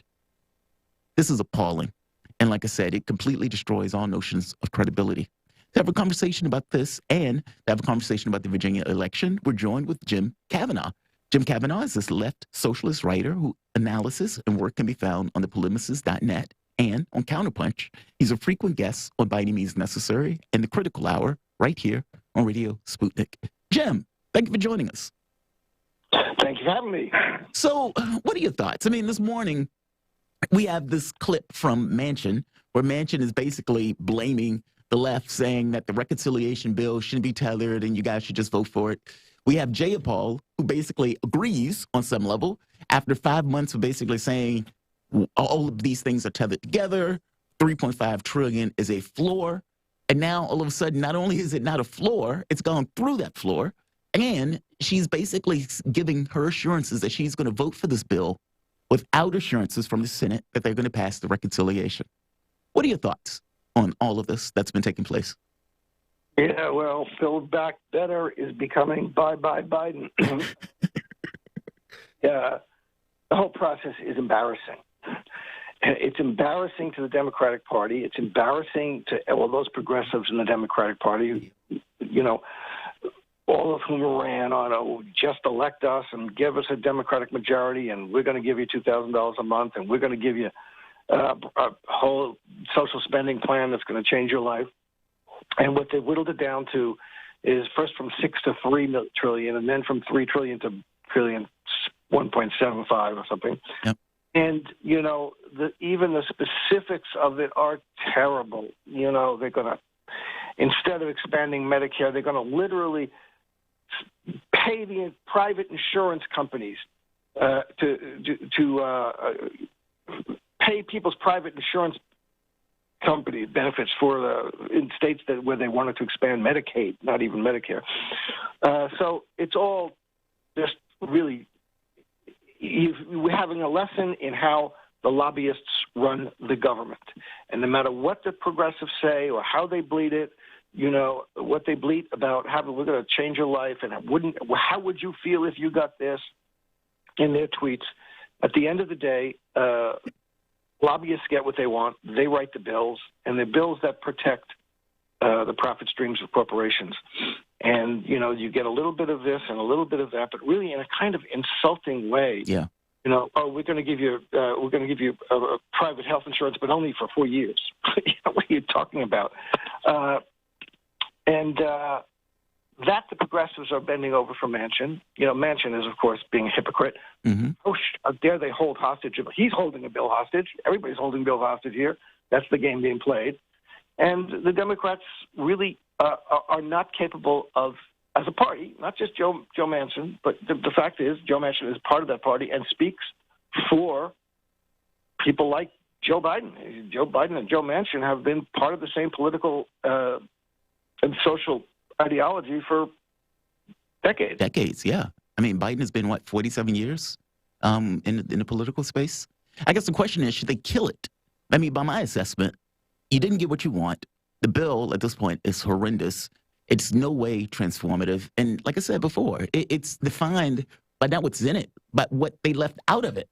I mean, after you've spent 5 months telling people that these are the things that you want, these are the things you're fighting for, this is what needs to be in the bill.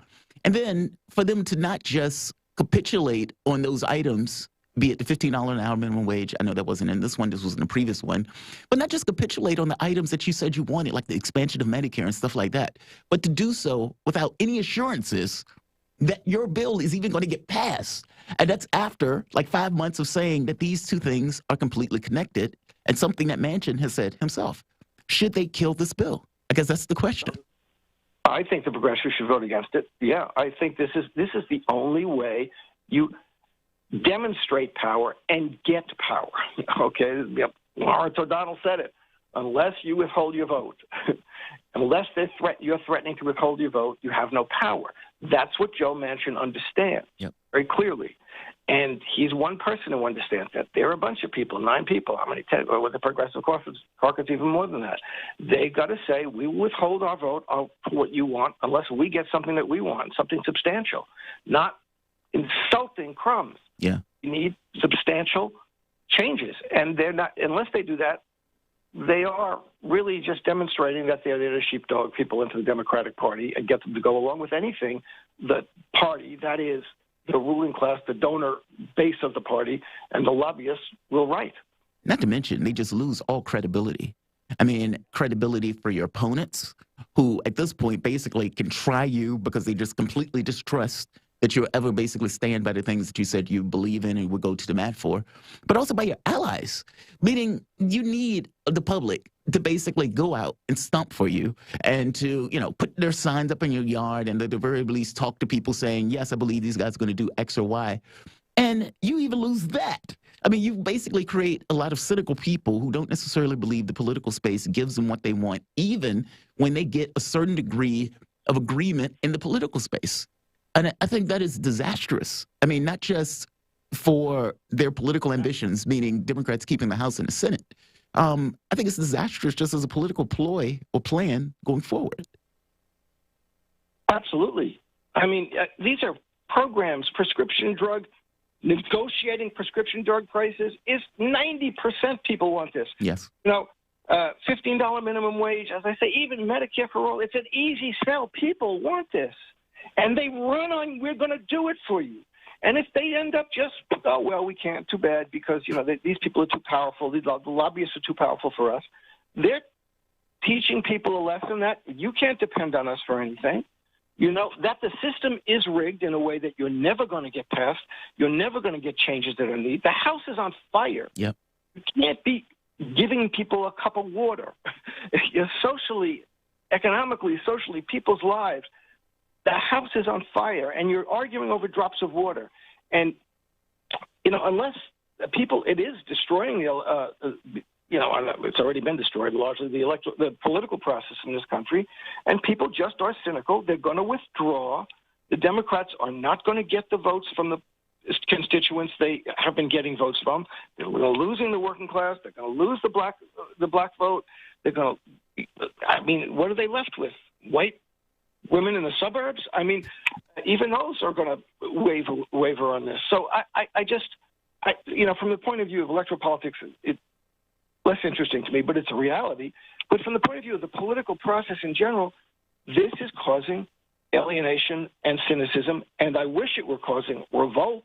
And we need people to be organizing in ways that force any party, any politician, because we're seeing that all of them need to be forced by political action outside the electoral process to get what we need and what we want.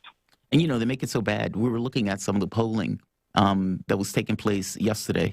And, I mean, the Republican Party, just based on comparison to Democrats alone, have been jumping up in some of these numbers. So right here, Republicans hold a double-digit advantage on border security, 27 points, inflation, 24 points, crime, 22 points, national security, 21 points, the economy, 18 points, and this one, being effective and getting things done, 13 points.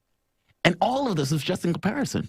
I mean, this is basically the Democrats have screwed the pooch so much on the international, on a national stage for so long that when the public is looking at them and they're doing this kind of comparative difference, well, they're losing on these big ticket items. Let me do this. Let me bring in a clip. This is Manchin. Manchin, basically, I believe this was yesterday, where Manchin was asked about, well, he wasn't asked about anything. He came out to give a press conference. So let's play this clip. I've heard a lot of the mischaracterizations of my position since the president met with the House Democrats last Thursday, and I would like to make an attempt to clear up any confusion about where I stand on the legislation that's working its way through Congress. In all of my years of public service, and I've been around for a long time, I've never seen anything like this.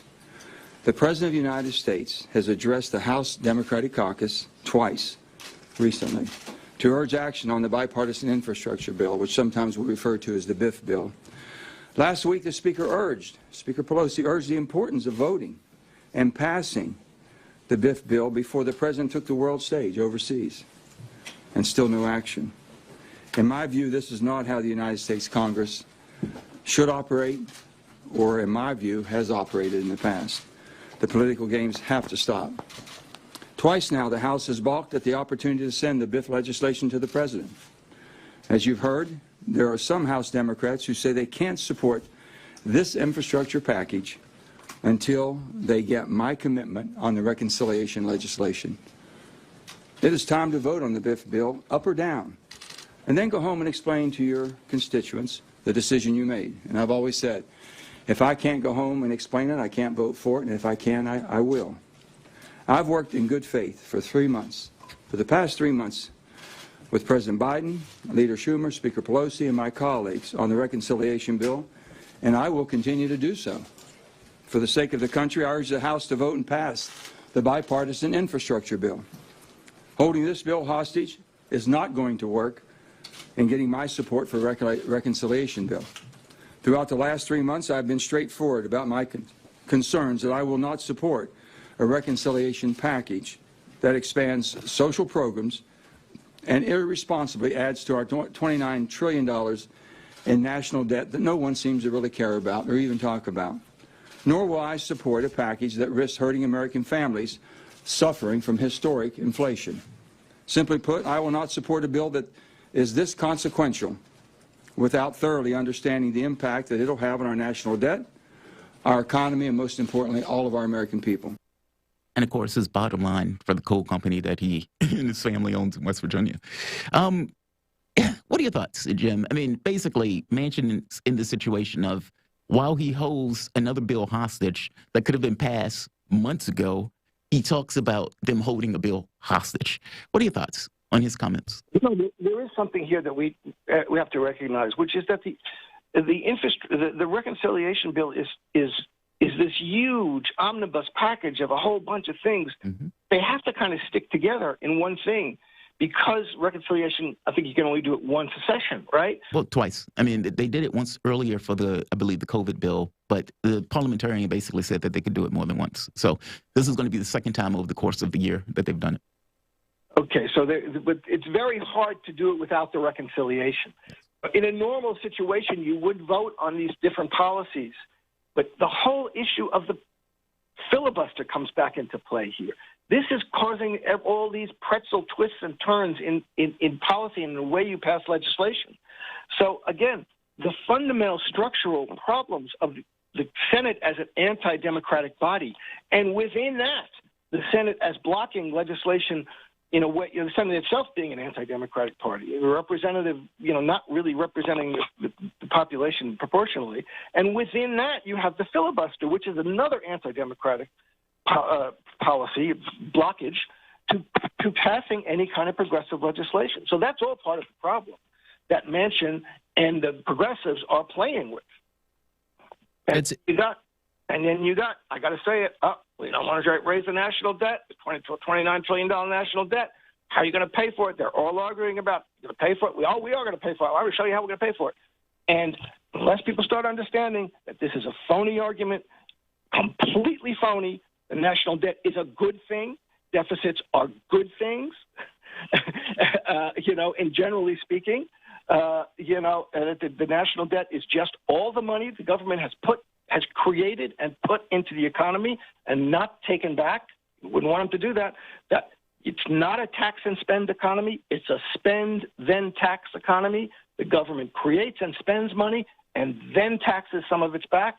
The taxes do not pay for any of these programs, any of these federal government programs.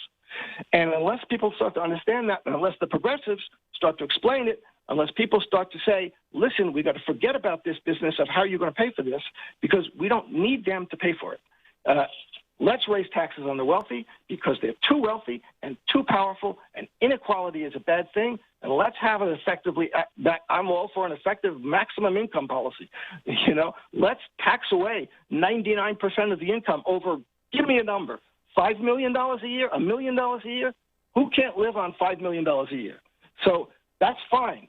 Tax policy and the whole structure of the tax policy and the spending policy and how bills are passed, et cetera, is a mess that is designed to fool people into thinking we're constrained about spending money and into thinking, oh, my gosh, how can we pass bills without two-thirds of the Senate?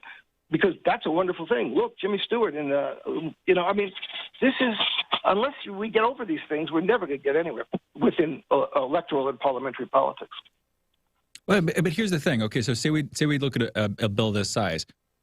I just don't think people actually, at the end of the day, are going to want that kind of thing. You're talking, I get your sort of more radical critiques of the Senate. And again, it is an old dispute, but the Senate equal representation for each state, despite each state have dramatically varying populations. Again, it's a centuries old criticism of the way we have the government constructed, but that's the way things are. And the hiccup or whatever's going on this year, whatever's happening recently in terms of, I don't know, I'll put it like this. In the House, in the last handful of years, for the first time in history, there have been no non-speaker approved bills put forward. Now, the problems that you were looking at in the Senate are, again, centuries old criticisms that have been leveled against it. The fact that Nancy Pelosi has reigned over a regime in which the House is entirely controlled by Nancy Pelosi, that's new.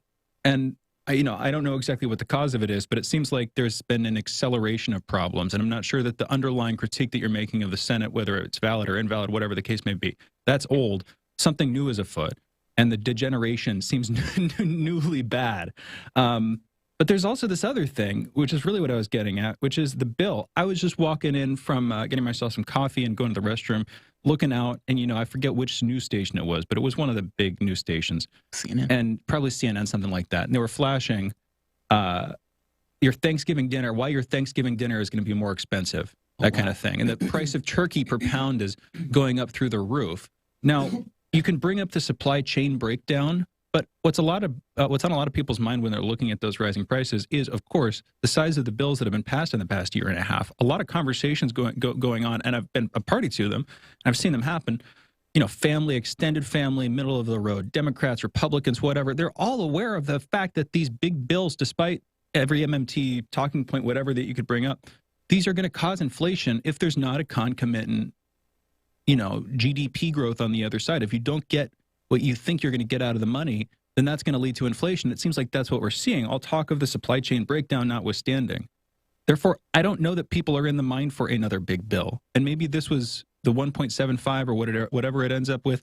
Maybe that's okay. Maybe even though I understand we're in a critical moment right now and there's this desire to make the most of this moment and to use it for some larger agenda. And I get the progressives have been beaten down, but I don't know, Jim, you hear what I'm saying. Looking at the economy, there are a lot of problems right now, and I understand why people might not want a bill, and therefore maybe it makes sense that this bill didn't get passed and that it has been stripped down so much. What's your take on that, Jim? Well, first of all, we should be able to consider legislation for specific policies without bundling it all together in one thing. I don't like this, and I'm not even sure I like the specific. I don't like the specifics of the bill to begin with. I don't like subsidizing private health insurance companies to pay for what's essentially faux, ersatz Medicaid expansion. That's not the way to do it. So, again, I think, but whether Nancy Pelosi or the Speaker controlling the House dictatorially or, strictly may be a new thing interesting to look at and talk about. But the filibuster and the way it works in the Senate, that's a new thing. I lived many years without. You needed two-thirds of the vote in the Senate for every bill. That filibuster came into play only very rarely. Suddenly, this became every bill, and that's a brand new thing for most people, but for younger people. But I remember before that happened. So all kinds of things have happened recently. But generally speaking, yeah, the whole ideological atmosphere is one which has been, look, the Democrats gave up. They should have fought for Medicare for all on its own and fought for it. And they could have won that battle. Anybody could win that battle. They could have mobilized. The population understands that very clearly. And again, they'd understand it even more if you say we want Medicare for all and we want to eliminate payroll taxes because they don't pay for it. So again, I agree, the ideological atmosphere is terrible. It's reactionary. People are going to swing to the Republicans because they think, oh my God, yeah, look, we have the terrible national debt. We can't spend all this money. So, unless something is done to attack that problem, because, ideology is more powerful than laws. And as my literary critic mentors used to say, ideology is more powerful than laws. Imagine a law forbidding professors to take their noses out of their books. So, this is the problem. These laws and these political movements are built on this ideological base, which is fundamentally reactionary and has all kinds of weird, imperialist and nationalist and economically reactionary notions in it. So I don't know what you can do and the Democrats don't want to go after that. Nancy Pelosi, this is a capitalist society, it's a capitalist country, that's what it is. We're not going to do anything about that. Can't have Medicare for all because you can't pay for it. And from the beginning, Roosevelt put in the trust funds, and he knew it, and he said it. These trust funds are economically meaningless. They're there for political reasons, to assuage essentially the right wing, and to say, oh, look, we're paying for everything. How's that working out now? If you constantly kowtow to the right, you're constantly building the right wing ideology that's going to come back and bite you. So this is, I agree. But the structures are also there. The 18th century constitutional structures, but also the 20th century and late 20th century and early 21st century reconfiguration of those structures in a way to make it to lock out the possibility of progressive change in an even more severe way. That's correct, Nancy Pelosi. Let's critique the power of the Speaker just like we critique the power of the filibuster. Yeah, agreed. And the filibuster, I think people sometimes miss that the way the Senate is organized is basically an anti-democratic body in and of itself. And the filibuster gives the minority that much more of a position. I mean, you have, California is the size of, fifth the largest economy, and yet 2 votes, just like Iowa, that is not even in that context in regards to largest economy. And on top of already giving the minority a huge amount of power, you also add in the filibuster that wasn't designed to act in the way that the filibuster has been acting over the past several years. So I agree with you on that front. And it creates this kind of weirdness of the way of interaction where they try to get this stuff through budget reconciliation as opposed to just having the kind of up and down votes on the specific items. Before we get too far, though, I want to get into the Virginia election. So some of the reporting made the point that said that many of the Democrats in the House, especially the Congressional Progressive Caucus, that they believe that they were going to get blamed for McAuliffe losing. And because they were going to get blamed for McAuliffe losing, that they basically folded, that they basically, bend over backwards in order to kind of give over the farm and basically came up with this nonsense about, okay, this is transformative. We did what we said we're going to do and et cetera, blah, blah, blah, blah, blah.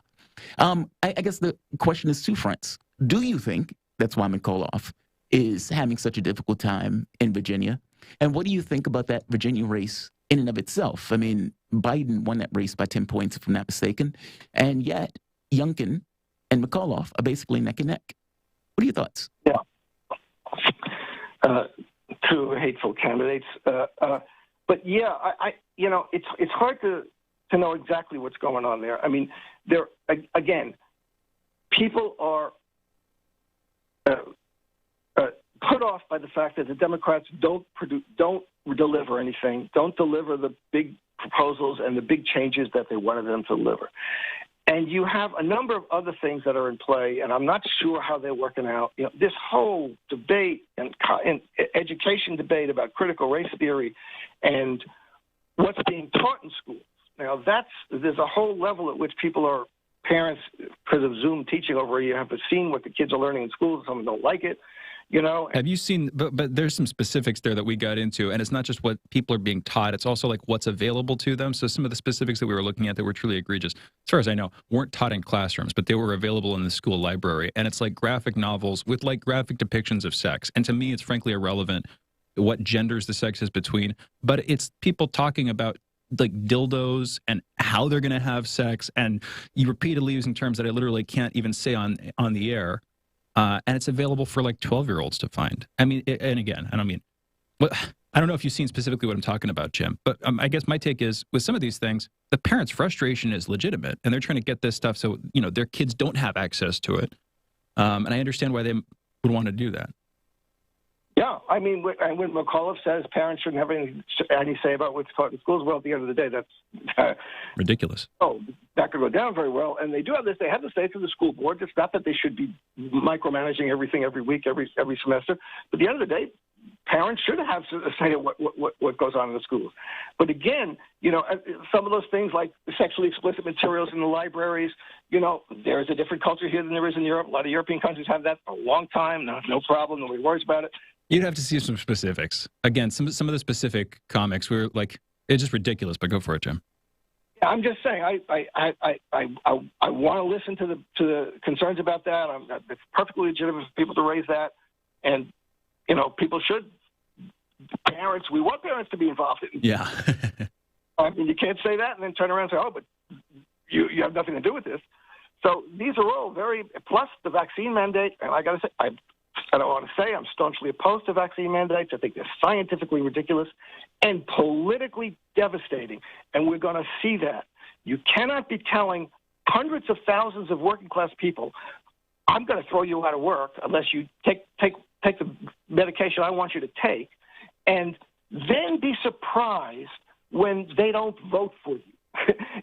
And they're not going to poll this or investigate the level at which this is creating discontent. And the Democrats think they're going to win on this, and they may win on it, and they may win on it temporarily, but at the end of the day, this is threatening, politically threatening. You can't, the 70% of the black population in New York City that of the country, I mean, majority of the black population of the country isn't going to be happy about losing their jobs or being threatened with loss of their jobs. because they're being forced to take a drug that they think and are right to think may be dangerous to them. And even if they do end up taking it, because they will, because they're wage slaves and need their jobs, they're not going to be happy with the politicians who force them to do it. So that's one of the things that's at play here, and it's going to be the Democrats are going to. I think this is a political advantage to them, but I don't know it will be.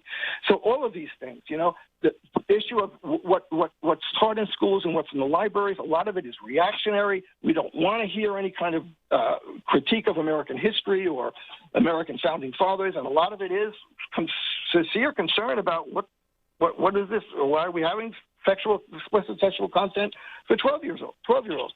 And here's the weird thing is that has literally nothing to do with critical race theory, other than it's part of, I guess, the same progressive sort of, associated classes of people. But the graphic depictions of sex aren't trying to undo generations of prejudices and institutions in America, which is what critical race theory is about. In other words, the critical race theory debate in Virginia, as far as I can tell, isn't about critical race theory as such. It's just sort of, pivoting around, I'm guessing, some of the same people on the left who might be a fan of some of this stuff. Anyway, Jim, we're very close to out of time. One interesting thing that comes up, you're talking about the vaccine mandates. I'm a little bit closer to where you are. I think Jamarl is more, not in favor, but just gently in favor, like 51-49 in favor, and depending on some of the specifics of vaccine mandates in different cases, I'm broadly more against. With kids, though, with vaccine mandates in schools specifically, in Virginia right now, two big issues, the Loudoun County sexual assault thing, and I'll use the phrase critical race theory. That conversation, those two things, those are culture war issues. Vaccine mandates for kids on the national level going into the midterms, I see becoming a huge thing because it has to do with kids, which is always something that, for any parent that's going to impact your thoughts, you're going to be thinking about that pretty regularly. You're of the class that's going to be politically engaged, that kind of thing. My point is, I see the kid vaccine mandate and school vaccine mandate issue specifically being a massive issue going into the midterms. Definitely general vaccine mandates, but for kids specifically, that's happening that conversation starting in the next week or two. I see it accelerating, and I think it's going to be a big sort of states' rights federal issue going forward. We've been talking about this in the back room. Jamarl, Jim, any thoughts here? What do you think, Jim? I think it's going to be vaccine mandates. Generally, the kid policy is, listen, from my point of view, and this is not, I just reject this idea that leftists have that this is just stubborn personal choice, some weird concepts of freedom. This is an understanding of these vaccines and the science behind them. But it's been clear that children are more likely to die from the flu than from COVID-19 and coronavirus. This is the mandate. The children's mandate, they create a fear about this. They create a fear for children, first of all. So people are going to be fighting over the children. You're right. Their emotions are going to be involved in that. Very, very raw emotions. But the people who are opposed to children's vaccine mandates, I would be opposed because this is dangerous for children. Either it is or it isn't.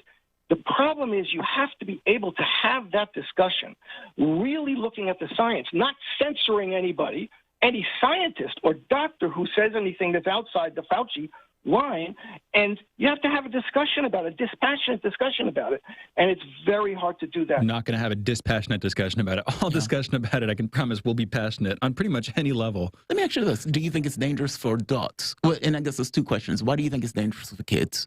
And even though I agree with you on the vaccine mandates for kids, I think that's a horrible idea. I don't think it's necessary. Because you're right. All things being equal, you have an adult. An older person has a higher chance of dying from COVID than a kid has from dying from COVID. It's to keep the kids from spreading it to the adults. The entire point was more so to keep them from becoming these kind of vectors for the virus, for the spread of the virus. Not to mention, if you're forcing kids to go to school during the virus, you basically create this kind of perfect storm atmosphere where they're stuck in a particular situation for a long period of time. But do you think it's dangerous for adults? Do you still hold that opinion for adults also? No. Listen, make a vaccine available. People who are the most at risk for it should be targeted to them, first of all. But especially these vaccines, these have to be by choice. I'm at risk for this. I'm at an age vector that's at risk for this. And I'm not kidding myself about that. I think it's for real.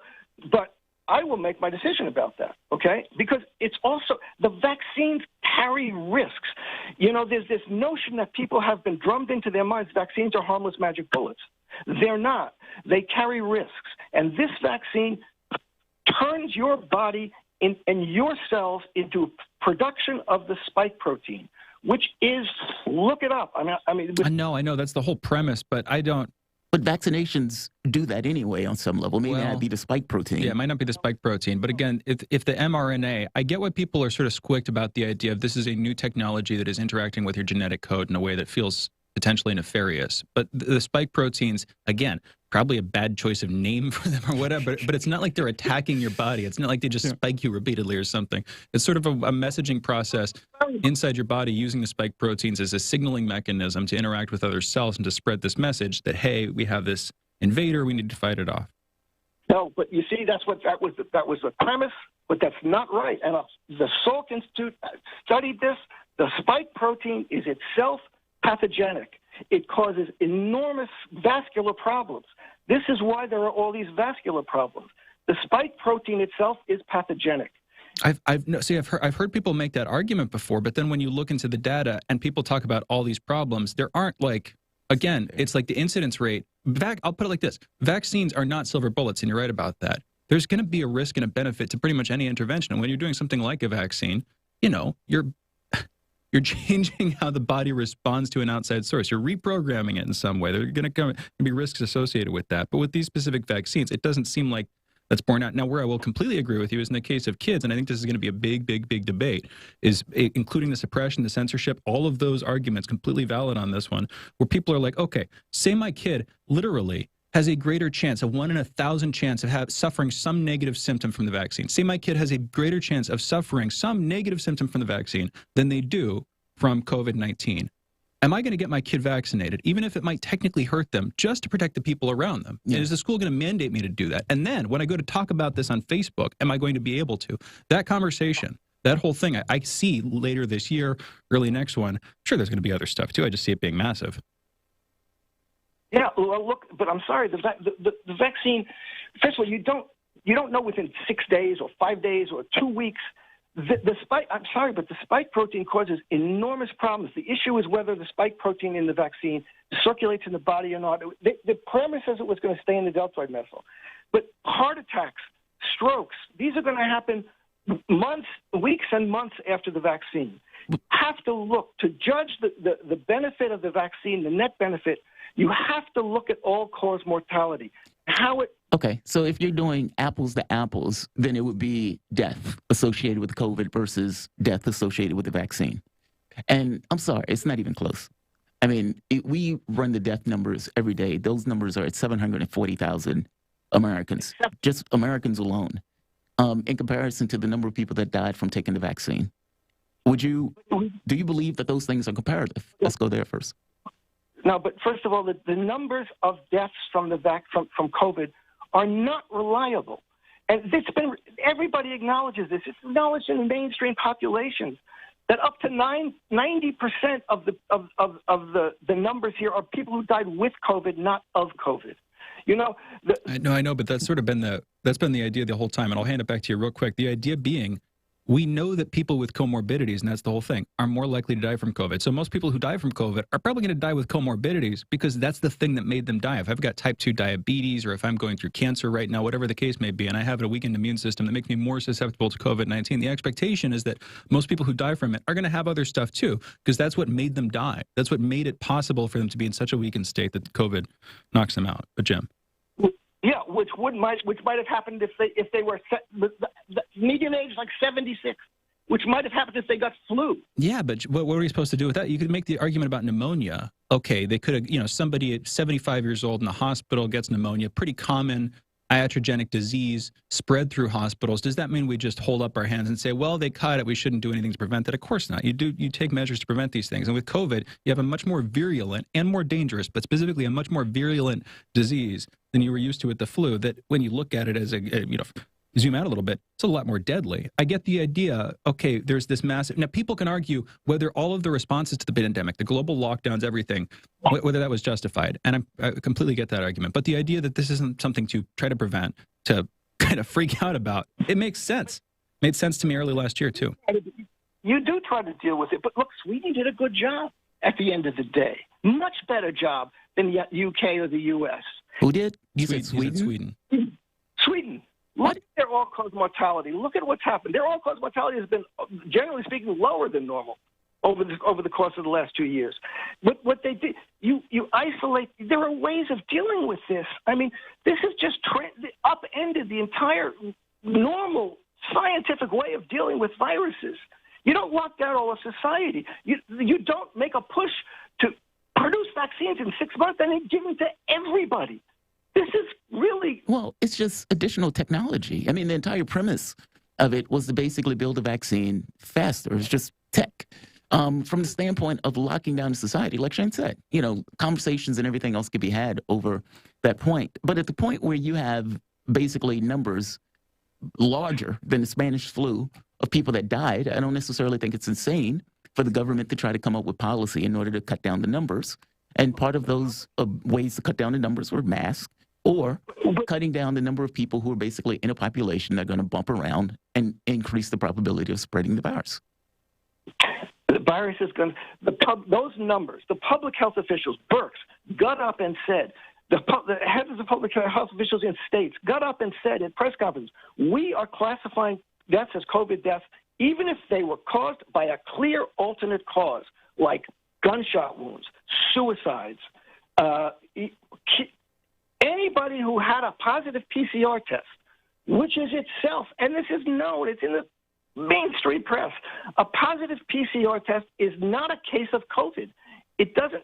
The guy who invented the PCR test, Carrie Mullins, who won the Nobel Prize for it, said you can find anything and anybody with a PCR test if you do it. But again, that's based on the number of cycles. And Carrie Mullins literally died before this stuff came to pass. And I know a lot of people will think, okay, wait, why did he die? Was there some nefarious thing? I don't know, of course, any answers to that kind of thing. But he died before this is happening. The reliability or irreliability of the PCR test has to do with the threshold that you put, how many cycles you need to run, basically how many times you execute it, sort of magnify the data. And if you run it too many times, then you start to get a bunch of false positives. But a perception that I've had is that they figured out that that was the case and it had adjusted it, lowered the number of cycles they were running at, and that it's been pretty reliable, which is why, as a diagnostic tool, the number of cases that you see on a population basis are a pretty accurate predictor of deaths. You record a number of cases, a couple weeks, month later, you start to see a concomitant number of deaths associated with COVID, whether purely or with comorbidities. The point being,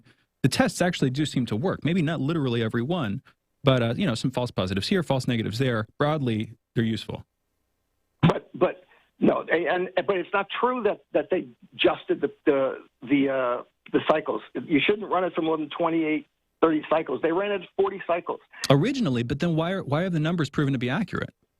No, excuse me. I said, but originally they were running it for higher cycles. But why have the numbers proven to be accurate over time? Why is it that months down the line, you can see, okay, we get more cases, then we get more deaths. And there's a curve. One curve goes up, the other curve goes up. One curve goes down, the other curve goes down. There's a clear cause and effect relationship. Why would we see that if the test didn't work? When you say initially they did that for a long time. It wasn't until recently that they, well into the disease, that they said, we should reduce it to 20, make sure it's no more than 28 cycles. When I was doing research into this, I was honestly having a hard time figuring out exactly on the back end when they adjusted this stuff. But the sense that I got was it was early to mid last year. It was around May, June, July, that time frame. Oh, I don't think so. I think it was this year. I think it was mid this year. But at any rate, still, even the way you diagnose a case of a disease is not by giving a PCR test. Even if someone has a positive PCR test 28 times, if they don't have symptoms of the disease, it's not a case of the disease. PCR tests were used until this disease as a confirmatory thing for someone who came in with a case of the disease. So they have upended the way that the fundamental data about this have been taken. And it's done for reasons that you can only speculate, but was done because it was politically and advantageous to generate the fear. We've got to close it down. Jim, I'm sorry, we're out of time. I want to thank you for joining us. Interesting conversation. We went a little bit longer than I thought we would, but I really appreciate you sticking with us. Jim Kavanaugh, left socialist writer. Find his work at thepolemicist.net. You're listening to Fault Lines. We'll be right back.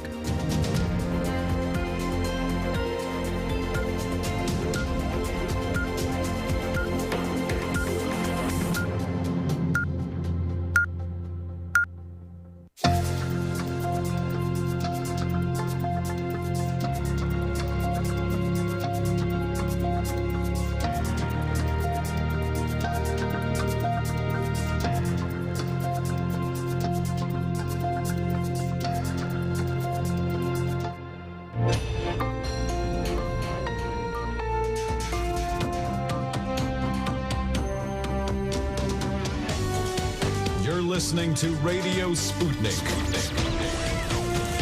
Telling the untold.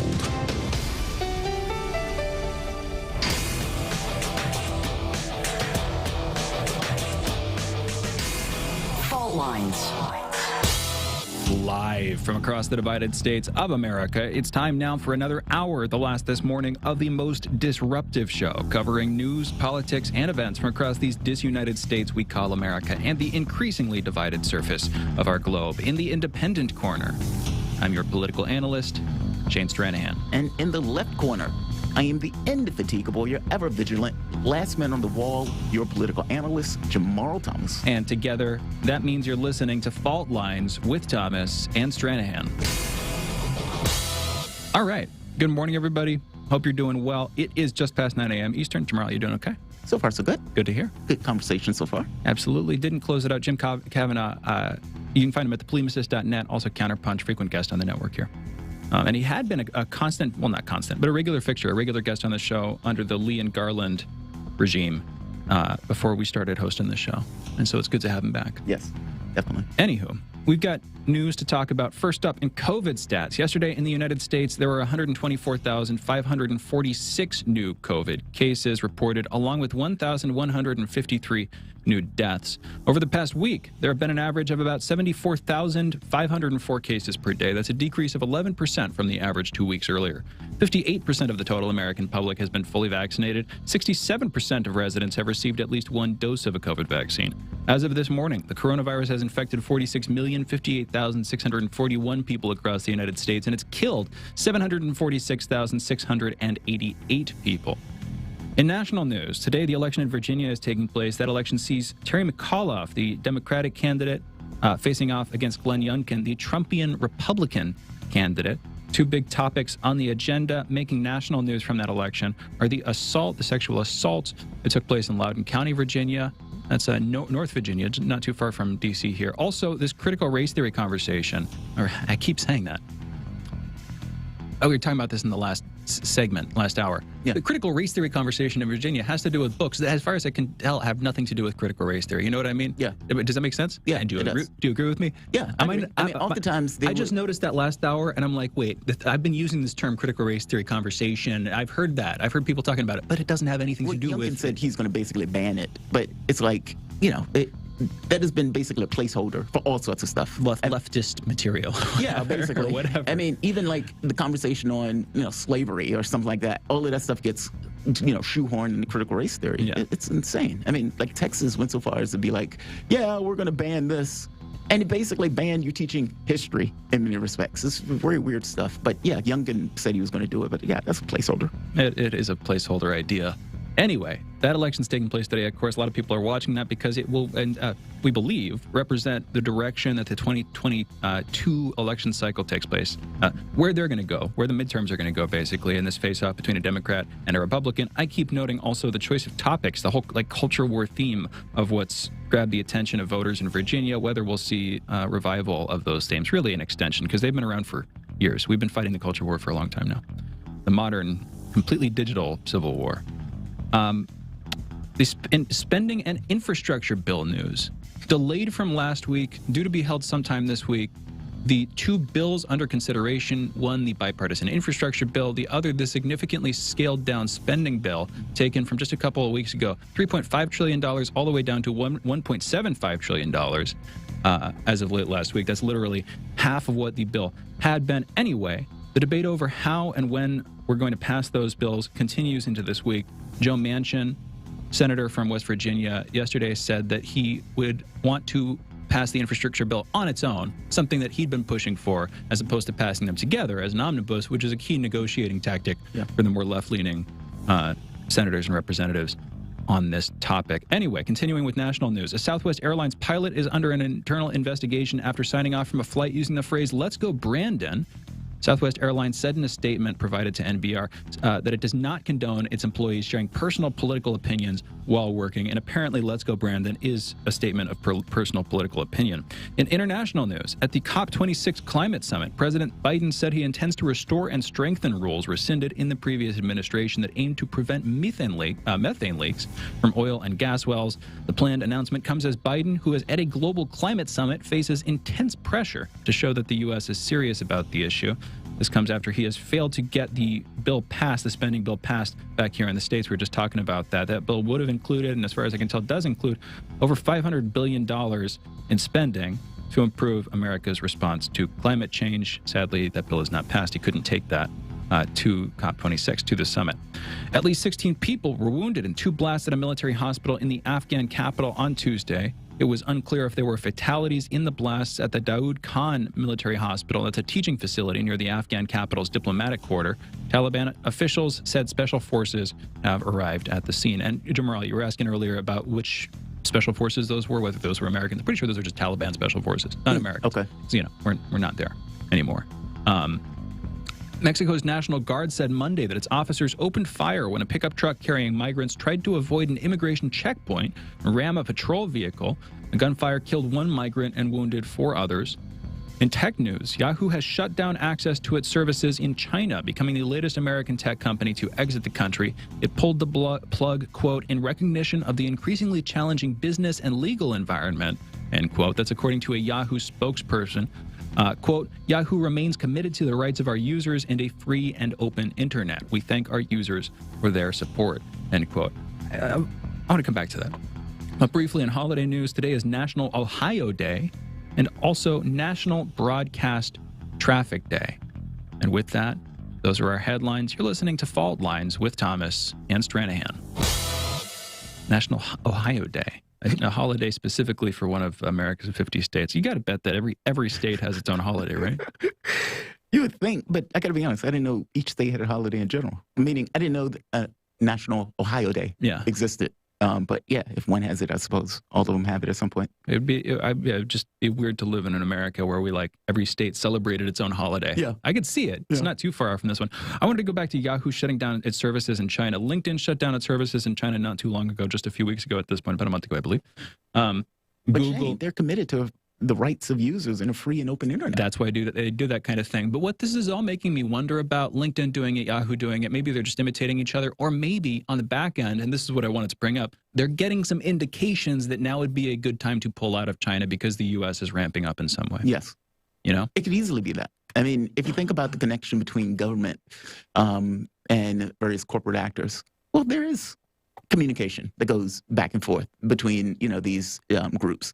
And it wouldn't be shocking at all if, there was some kind of behind-the-scene back-channel communication that the U.S. By the way, even if it's overt or even if it's implicit, the message could be the same. I mean, you could look at it and basically kind of make this point. It's like, all right, it looks like, Biden is taking this hawkish tent or hawkish position. I mean, at the point where you're basically saying the state is committing genocide, then, it gets across where your head is on that stuff. And so maybe you're right. I mean, very well. I don't think it's conspiracy theory at all. I think there's some legitimacy to the thought that these companies see where the wind is blowing. Yeah. So absolutely. It doesn't need to be coordinated on the back end. They could all just see where the wind is blowing. And that's the other thought. But they also could be getting word on the back end. Yeah. I just like to consider the hypothetical of a conspiracy theory. Well, no, I mean, I don't think it's far-fetched. LinkedIn, for example, and linking LinkedIn pulling out. Okay, was it on their own, or was that a really challenging environment, or was that the U.S. putting pressure? I mean, when you look at what was taking place in regards to 5G in the UK, well, the U.S. was putting pressure on its vassal states to basically not use the technology. Even with Brazil, the U.S. was putting pressure on Brazil to not use the Chinese or the Russian COVID vaccine, and that was when they were dying like flies. Fear of legal threat, that kind of thing. They could be getting warnings on the back end. It might not even be, something that they like to hear, or like a kindly notice. Okay, guys, you should get out because we're about to get into the China, whatever. Pentagon having its intermediary say that kind of thing. No, it could be that they're going to be prosecuted potentially for supporting the activities of the Chinese government, suppressing freedom of speech among the local population. Because if you look at LinkedIn, interestingly enough, they didn't fully get out. They just said, okay, we're getting out with our main app, but what we're going to do is we're going to create another app specifically for finding and listing jobs. LinkedIn, I mean. And it's going to be just a standalone app that will remain in China. So they're going to continue operating, but it's going to be this separate legal entity. My thought being, maybe they're shielding themselves from a threat back in the States, Yeah, that could be it. The U.S. might pursue prosecution against any lingering companies working with China just because we don't want those. We want this complete disconnect, and we want to punish them any way we can. Well, you're using our software, using our apps. No, we can't have that kind of thought. It could even be some kind of business, I don't want to say assault, but some disincentive business-wise that the U.S. is kind of making clear. Like, let's say it's not necessarily an overt lawsuit, but let's say it's you don't get a particular contract, or you won't get certain business, or you would be excluded from certain considerations that might be in your best interest as a company. There's all sorts of stuff that could be taking place on the back end that creates this kind of disincentive. And like I said, in many of the cases for like either the COVID vaccine or 5G or, the sanctions that they threaten when people are buying weapons from other countries, we pressure all of those companies and all of those countries in order to basically either use our systems or, for that matter, to not use other systems. So would it be shocking that the same policy takes place in the country? Inside, no. No, I don't think so. No, not at all. This just broke. This is Jake Sherman. He said, I just spoke to Pelosi as she entered the Capitol. She said she takes the BBB, Build Back Better, to the rules on Wednesday. The House may vote as soon as Thursday. Quote, here's the thing. A lot of this is not new. We're just making some changes, but it has to be a new bill. Pelosi said she's going to lay out some possibilities about what might transpire this week. You never know around here, do you? Pelosi said. And she also made the point. Pelosi also asked that's just a joke. Yeah, it's just a joke. She said, if I sleep in the Capitol like a creature, I don't. She told me to go home. No way. So apparently they're trying to get this initially today, but now they're pushing this to Thursday to see if they can get it passed on Thursday. Do you believe him? Well, seeing as Jamarl and Rokana have basically full sale capitulated, then yeah. I mean, and from the standpoint of the votes, the catch becomes, do they have the votes? You only need, 3 or 4 people to basically balk in order for the bill to fail. And so, does every lefty, in this case, fall in line and go with it? Maybe. I mean, the House, the issue was never that the House didn't have the votes. The House always had the votes. The issue was more so the Senate more than anything else. And so, I don't know, if Mama Bear is bringing it up, I mean, you've quoted that quote yourself, basically saying that there have been no bills that have passed without Pelosi's approval. And so Pelosi is giving it the approval. You have basically the people in the Congressional Progressive Caucus capitulating. So who knows? The question becomes, what happens in the Senate? And what does Manchin do about it? Yeah.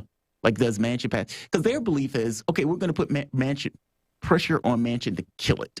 Meaning, is Manchin being serious about willing to basically kill Biden's agenda? But then even at this late point, why is Manchin wanting to move the bill? Why is he wanting to separate the bills out? In other words, why? He's always wanted to separate them out, at least going back for several, maybe 3 but if months. you can just sign them, everything's done, let's just sign them now. Let's just get it done. If that were the thought, the assumption is he doesn't want to sign them at the same time so that you can negotiate the spending package on its own and bring it down. But if it's already been brought down, does he want to bring it even lower? He gave 1.5.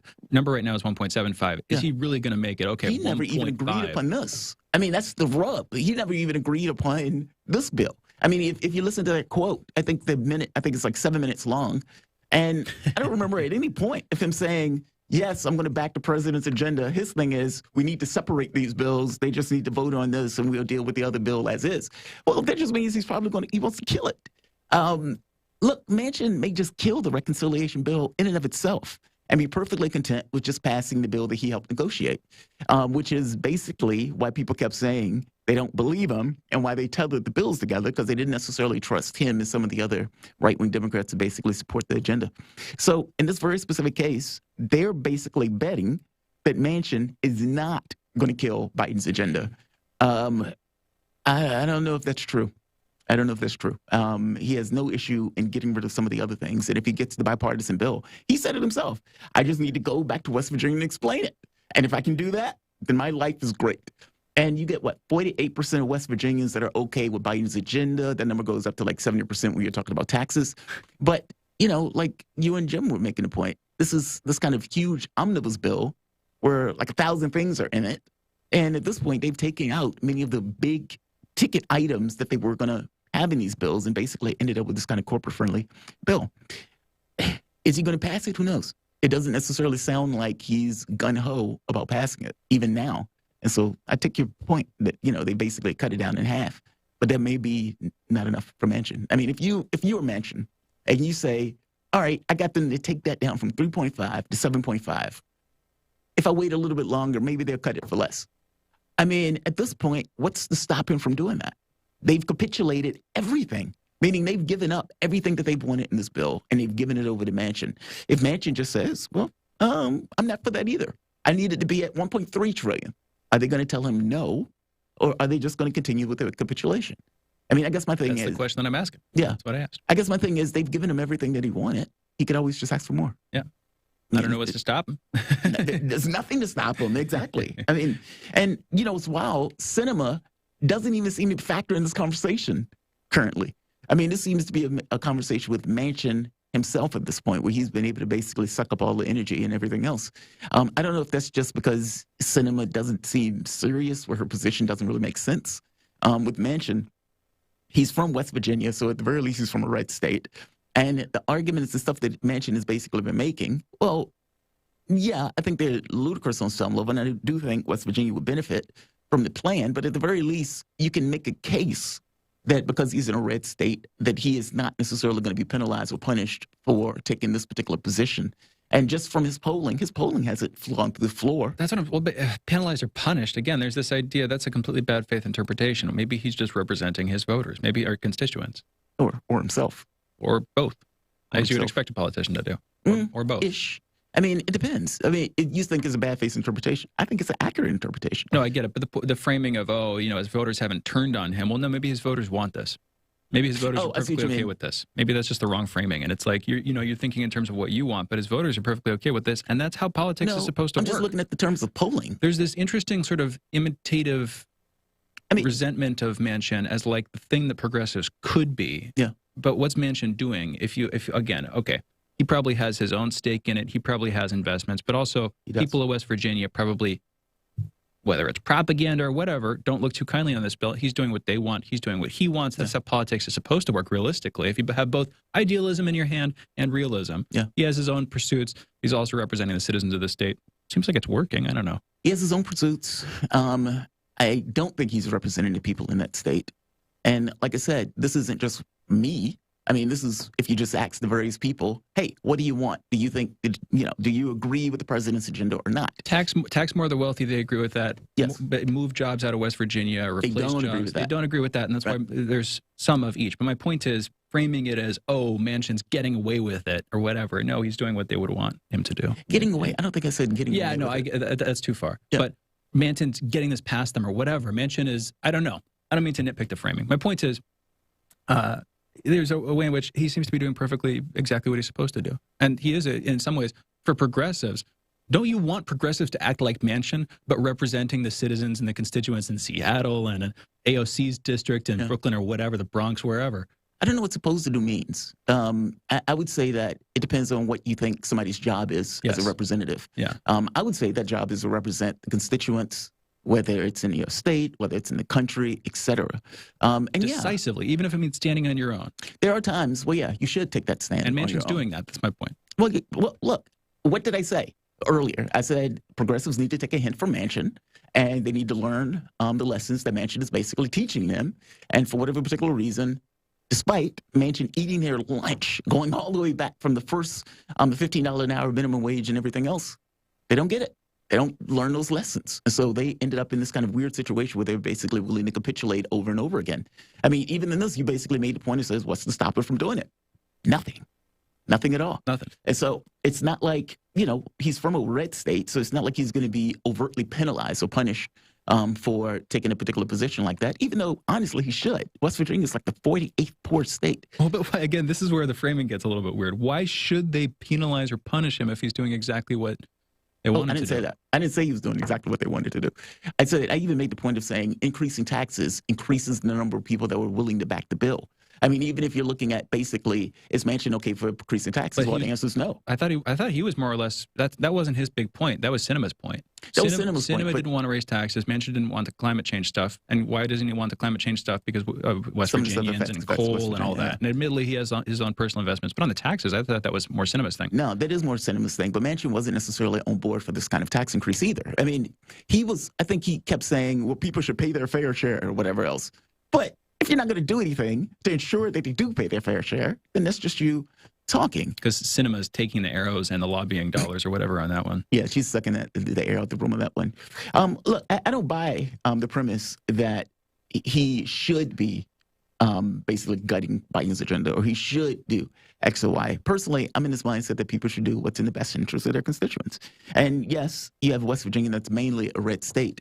But I mean, are the people who are part of the red voting for Manchin? Meaning, on some level, you're almost asking yourself, okay, well, what is the Democratic position in West Virginia in regards to the people who vote for Manchin? What do they want? Those type of things. I have a hard time believing that they would want Biden's agenda gut. And like I said, when you go into the constituents' items of the bill, well, all things being equal, for the most part, they agree. And even with the climate change stuff, it's $550 billion in the climate change part? I mean, if we're going with this notion of coal and everything else, how does that affect Manchin's agenda on that stuff? I don't know, man. Who knows if it's going to pass? I mean, like I said, everybody has a veto at this point, everybody in the Senate, and every 3 Democrats in the House or something to that effect have a veto. But between the two, it seems that the House is going to pass it, basically repudiating their entire previous position. And these people, it's taken so long, and it's come to so well, I can't say so little. Maybe with inflation. I don't know what's that $1.75 trillion is worth in $2,000 or whatever, $2010. It might be a lot less, but it's taken so long, so much of this year, so much of the air getting sucked out of the room, the phrase you just used. To get to this part. For this. Yeah. Same conversation. Yeah, 5 months. Like at least about 5 months where we've been having this talk over and over and over again. And now it's finally come to the head where capitulation, giving up wholesale, and with Manchin basically just standing there like, yeah, I don't even know if I'm going to support this bill. You know who deserves some credit on this one? Carmine Sabia.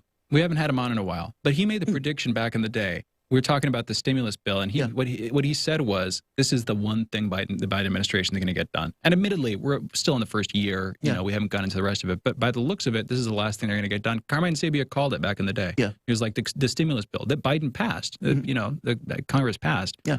That was the last big thing, and now it's been all year and nothing has happened. He got that one right. Just wanted to give him the tip of the hat. And like I said, man, I honestly don't believe they're going to oh, yeah, we need to close it. But I honestly don't believe that he's going to get the House and the Senate. I think Democrats are going to lose. No, they're going to lose it. We'll see what happens today in Virginia. We're going out into our break. Be back in a minute with John Logan, professor and director of labor and employment studies at San Francisco State University. We're talking about the weird labor market as a window into what's going on in the economy with unemployment numbers high, but businesses hiring only slowly. It's a weird combination of things.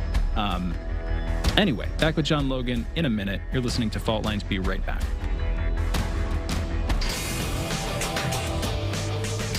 Lines. 24 hours a day, 7 days a week. We give you the most essential information out there. Radio Sputnik, telling the untold. Feeling kind of blue, but maybe also kind of red, and kind of purple, and kind of alone? You've got a friend on Radio Sputnik. Tune into Political Misfits from 12 to 2 Eastern Time, Monday through Friday, for news, politics, and culture without the two-party bias. Catch us daily on 105.5 in Washington, D.C., or 102.9 or 104.7 in Kansas City. Or find us on Twitter, Facebook, YouTube, Spotify, or wherever you get your news.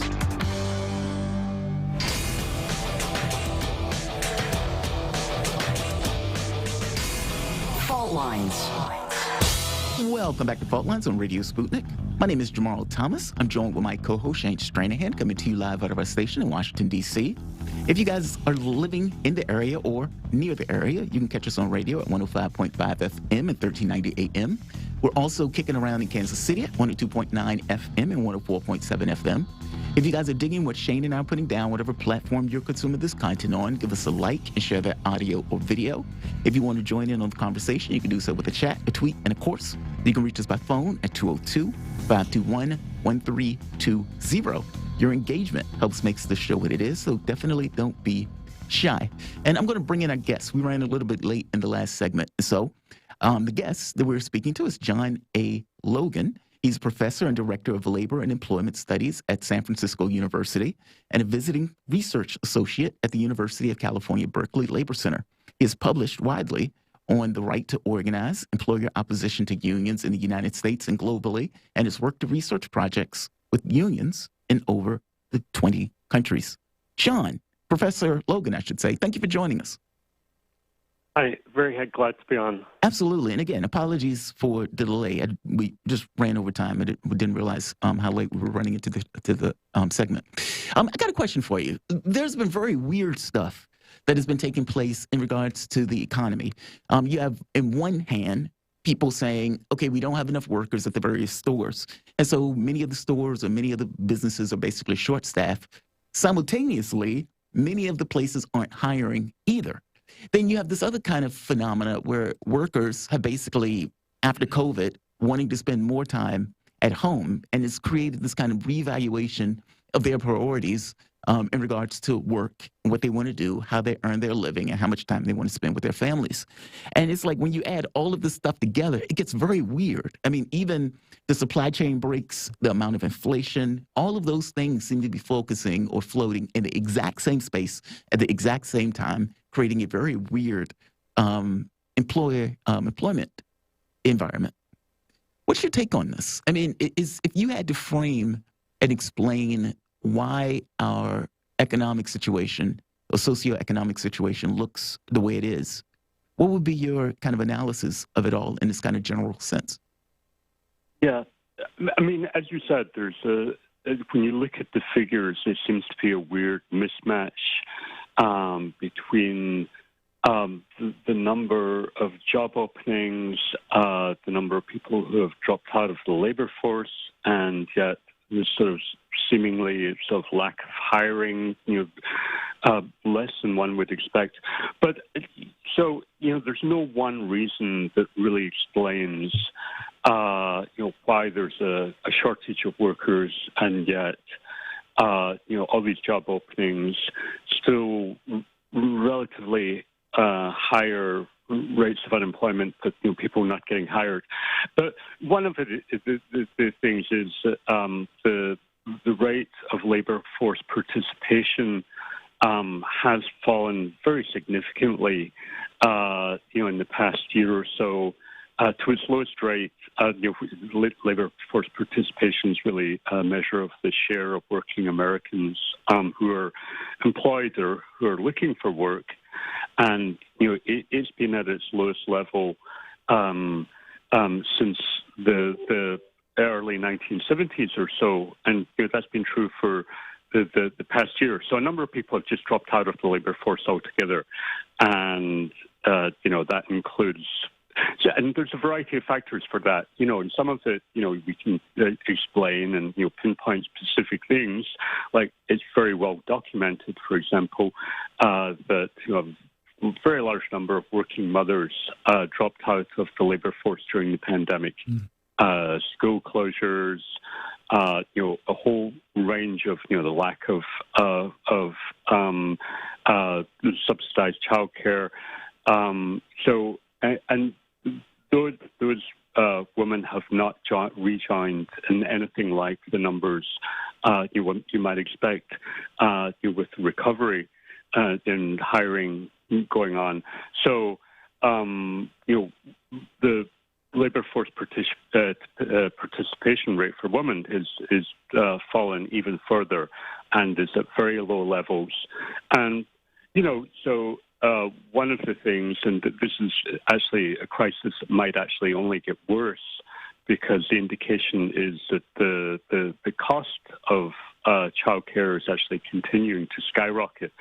So you have people thinking, well, do I really want to go back to these jobs where there's still a great deal of caution about re-entering the labor market, particularly in, again, it's been well documented, particular sectors, customer-facing jobs, retail, hospitality, etc., for jobs that, don't really pay so much and benefits are not great, when I'm going to have to pay so much in childcare.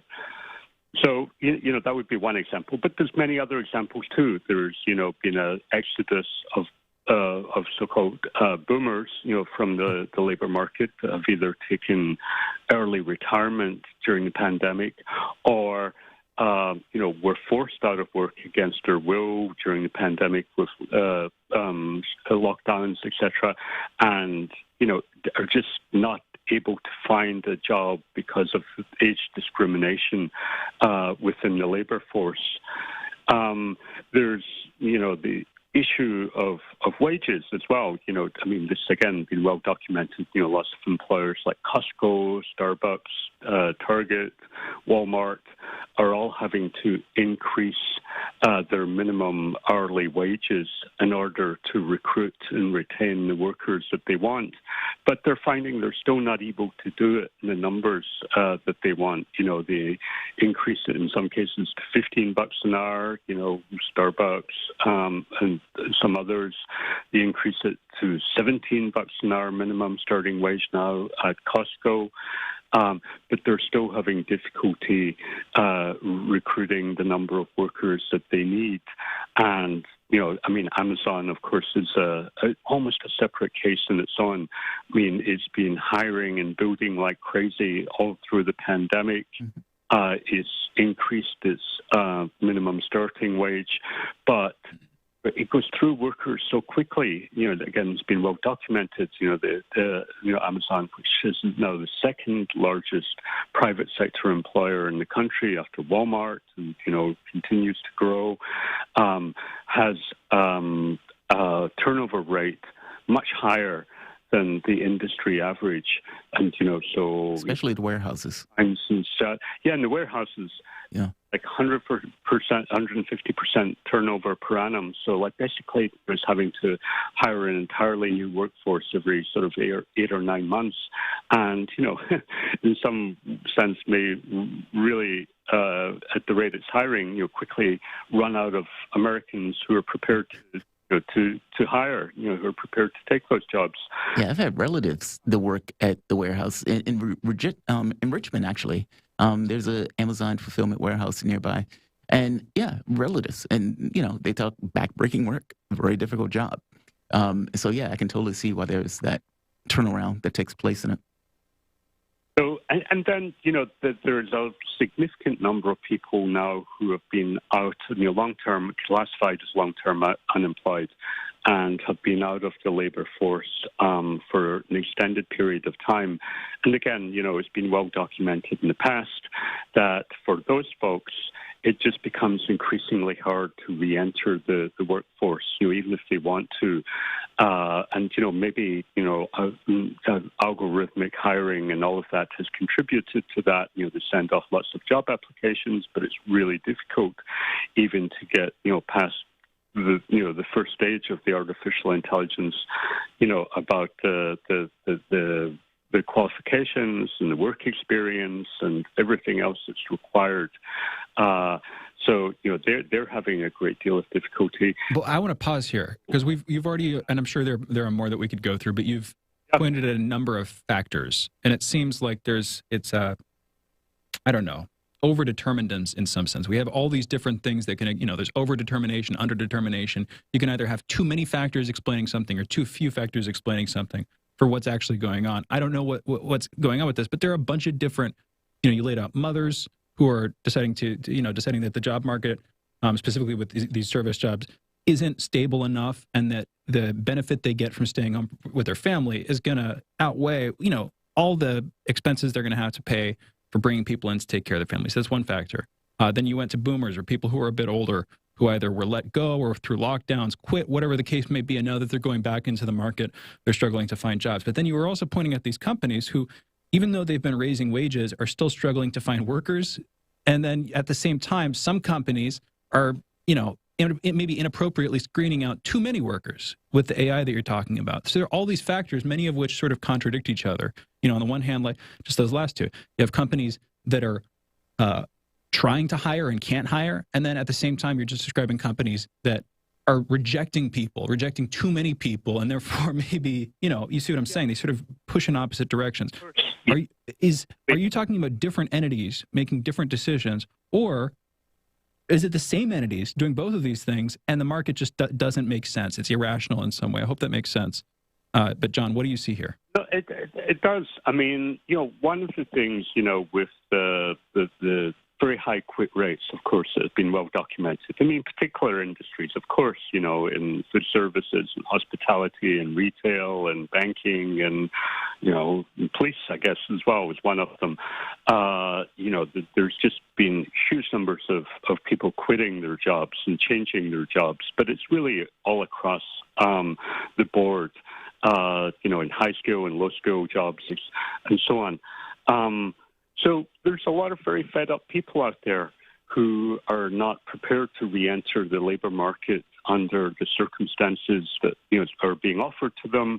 There's, as you said, employers who are in one way or another being unrealistic about the conditions under which people are prepared to take these jobs, whether it be that wages are too low, so they're continually having to increase the wages, or people simply don't have the skills and experience and a college degree and everything else that they're asking for, for jobs that probably before, didn't require the same qualifications that to get jobs that really aren't college level, graduate level jobs. So yeah, as you said, the pandemic has really shaken things up. It forced millions and millions of people out of the labor market. Over 20 million Americans were unemployed at the height of the pandemic. And since then, a lot of them have re-entered the labor market, but, half of those at least have found work, rejoined the labor market. But the economy as a whole is still millions of jobs short of where we were pre-pandemic. And for many of these other jobs, as you said, there's just a variety of things going on. Either employers paying too low wages, being unrealistic about expectations, making it more difficult for people to re-enter the labor market, either because of, the qualifications they require or discriminating against people of certain ages, etc. And, it sped up, things that were already apparent. I mean, automation is a very obvious thing. And this tends to happen.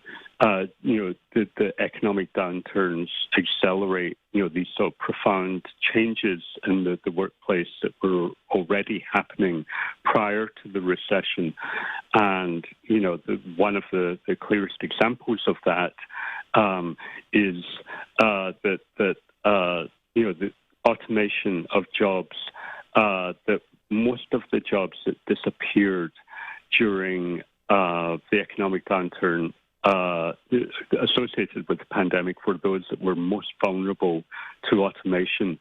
So, some of those jobs, I mean, the most obvious example of that probably people think of would be in retail and self-checkout, which is very questionable future with automation. Spread a great deal. Well, and this is, with both the pandemic and with automation, and there are a lot of other questions with AI, what types of jobs are going to get automated, whether we're talking physical, blue-collar jobs like we were just talking about, most services type jobs, or you could be looking at programmers and lawyers and these white-collar jobs. That's another conversation. But do you think it's fair to say that for businesses, whether you're talking about the employers or the employees, the value of both labor and a job is very uncertain right now. And that's why we're seeing some of this behavior. From the employer's perspective, the value of labor is kind of unclear. Do we actually want to hire more people right now? In which case, we should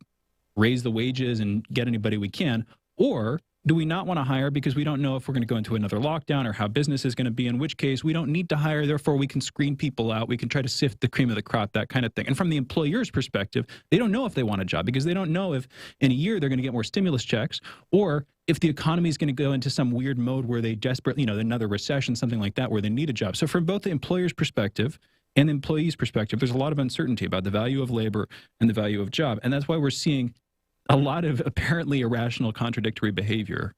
Professor Logan, what's your take? Yes. Yeah, no, I think that's definitely part of it.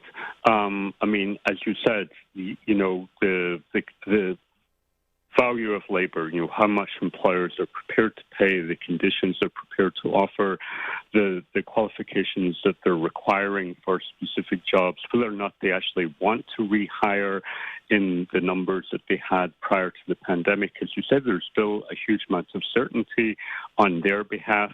They don't know what's going to happen with supply chain fragility. They don't know what's going to happen, in terms of, possible, resurgence in cases, new variants, whether demand is going to sort of shift in the unpredictable ways that it did during the pandemic.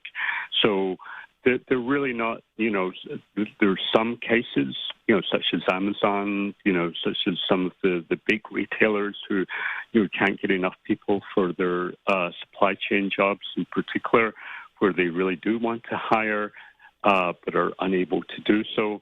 There are other cases where they're just proceeding, as you said, much more cautiously and are not behaving in a way that is going to result in them rehiring most people, despite the fact that they say they want to. But, that there's just the reality that this question of where have all the workers gone, that labor force participation decline is a very real thing. Like we said, there's all sorts of different factors, childcare, boomers, automation, drug addiction, even, which is shot up during the pandemic and forced people out of the labor force, long-term unemployment, which makes it really difficult, for people to re-enter the labor force, and as you said, people who are applying for these jobs are kind of reevaluating, what work means in their life, what kind of wages, what kinds of working conditions, what kind of jobs they're prepared to take. And part of the problem, is that, labor relations scholars often talk about this sort of exit versus voice issue, that, if they're unhappy with how much they're being paid, the way they're being treated, the job conditions, the types of jobs that are available, people generally have the option of exiting, quitting their job, looking for different jobs, maybe not looking for a job for a while, dropping out of the labor market, or stick around and try to improve conditions. Or loyalty. You're referencing, of course, Otto Hirschman, the great sort of heterodox economist guy with exit, voice, and loyalty. But can people actually exert voice? This is almost philosophical, but can people use their voices to change businesses, or do you just boycott it? Isn't that the whole thing here, is that you sort of, okay, you don't want this job, great, move along, and then people do, and all of a sudden the business can't hire people, and that's how that works, right, John? Yeah.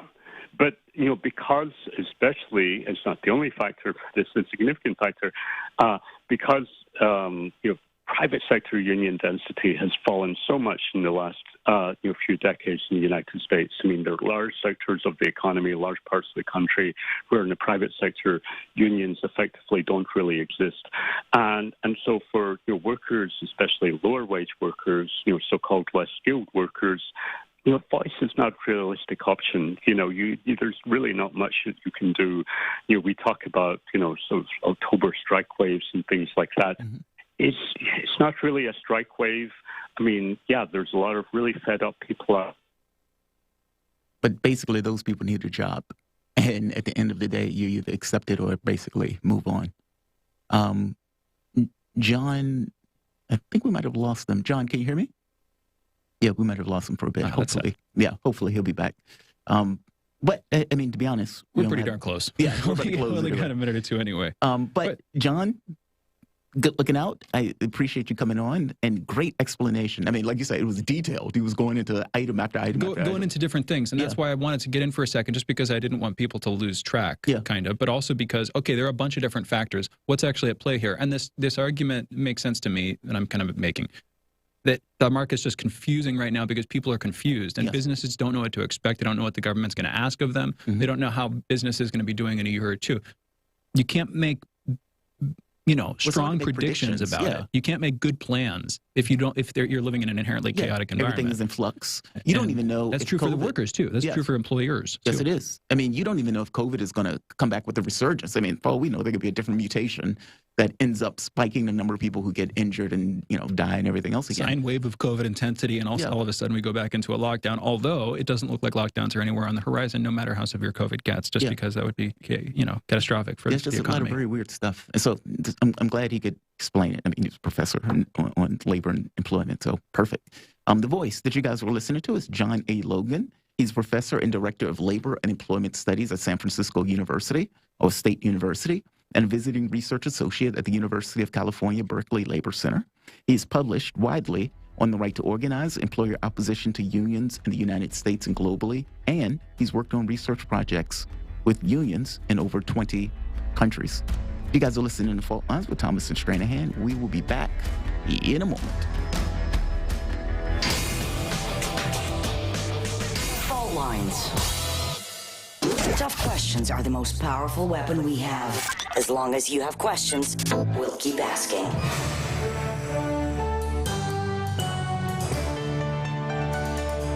Radio Sputnik.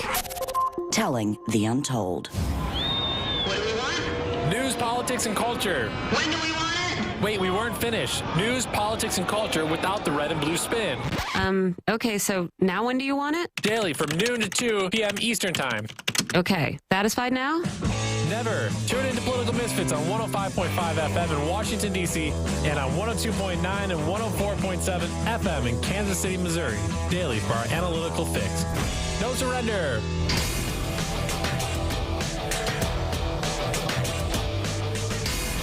Fault Lines.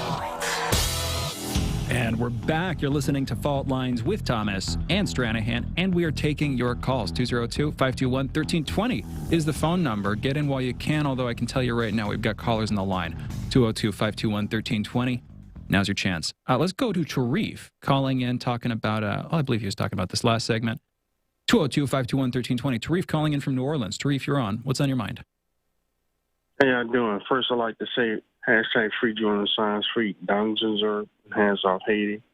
Julian Assange need to be released.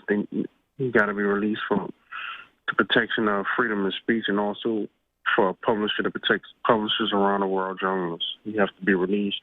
Second comment is dealing with the U.S. For to understand, Biden is it's two things. Biden is asking OPEC to increase the oil supply production, because that's going to help out the U.S. with the inflation of the dollar, because all the money was putting for the past so many years. And also, I forgot her name, but the person that's in charge with the Treasury, she Janet Yellen. Yeah. Former Fed chair. They're trying to. They're talking about, are they going to decrease the tariffs against China exports to the U.S. That's supposed to be to help out with the inflation too. So the Biden administration is somewhat desperate. So that's what's going on that front, dealing with the stagflation that's taking place. Wait, did you say decrease the tariffs? Yes, they're going to try to decrease their tariffs against Chinese export. Okay. What I understand. Okay. That's a big thing you do in a trade war. Yeah. Which, for all the protestations and squawking about Trump doing that, and you're valid reasons to hit him for starting a trade war with China. Biden's admin walked that back, but it turns out now we're getting back into it. I don't know. Trade war is trade war. Yeah. We're doing the trade war. Is my point. Tarif, any other comments here? Well, no, that's about it. No, they're going to cut the tariffs. Cut the tariffs. cut the tariffs. They're going to cut the tariffs. Oh, thank you. No, that pushes in the exact opposite direction. I misunderstood you. Yeah, I was trying to figure out how that affects inflation. That's what I'm not quite sure the connection between the two. I need to think about it for a bit. But yeah, I mean, yeah, I don't know how that affects inflation. I mean, inflation usually happens when you have too many resources going to get a particular item. You get too much money compared to the amount of resources in the economy. And so it like bids up the price because people, it's like this kind of compensation. Well, here's one way that it could affect, and I keep going to the reserve currency thing. Mm-hmm. We don't know exactly what China has in terms of their reserves because they don't have that information public. Yeah. Back in, I believe it was 2014, They did reveal those numbers. I think they revealed 2014's numbers like in 2017. Anyway, they were dropping the amount of dollars they have in their reserves. Now, that affects inflation, specifically for USD, of course, because if all of a sudden you had a bunch of dollars that were parked in a reserve or parked in an account, basically not moving around, then all of a sudden they sell those off and those are circulating in the market. Well, all of a sudden you've got more dollars circulating, which leads to inflation. And so if China, as part of a trade war, decides, okay, we want to increase our separation from the United States, let's sell off more of the dollars in our reserves, then not only does that de-dollarize the world economy in terms of world reserves and what they're composed of, but it also means that there are more dollars circulating, which leads to inflation for the USD. That's one way in which that's totally connected to it. We get other callers, though. Tarif, thank you for the call. 202-521-1320 is the phone number. Michael, calling in from Silver Spring. You're on the line. What's on your mind? Hey, I'm calling about the COVID, what the guest mentioned. I think what he's saying is very relevant because, I mean, I feel like all the gas companies, as an example, are the same company. They just divide them. All the TV companies that exist, TV manufacturer companies, are the same company, but they divide them. All the pharmaceutical companies, Johnson & Johnson and the other one, they're the same company, but they divide them. And it's really just one, we're basically living in a socialism where there's one main objective. And why would they skew the numbers? Why would they combine the comorbidity thing when that does not help people understand what this is about? And my main point before I leave is that the Tuskegee Airmen, Jamarl, that whole thing where they gave the people the syphilis, airmen the wrong vaccine. So how can we expect that this type of these people are going to give us the right? But they're not going to do the same thing all over again. Wait, I don't understand. I mean, okay, 2 points. From the standpoint of the comorbidities thing, if a person is overweight or if the person has some kind of inflation disease or let's say diabetes or something to that effect, they weren't going to die up until the point where they ended up with COVID. I mean, this is kind of like the George Floyd thing on some weird level where it's like, well, George Floyd, might have had some kind of medical issue. By the same token, he was perfectly alive until dude stood on his neck for 9 minutes. Well, it's kind of that.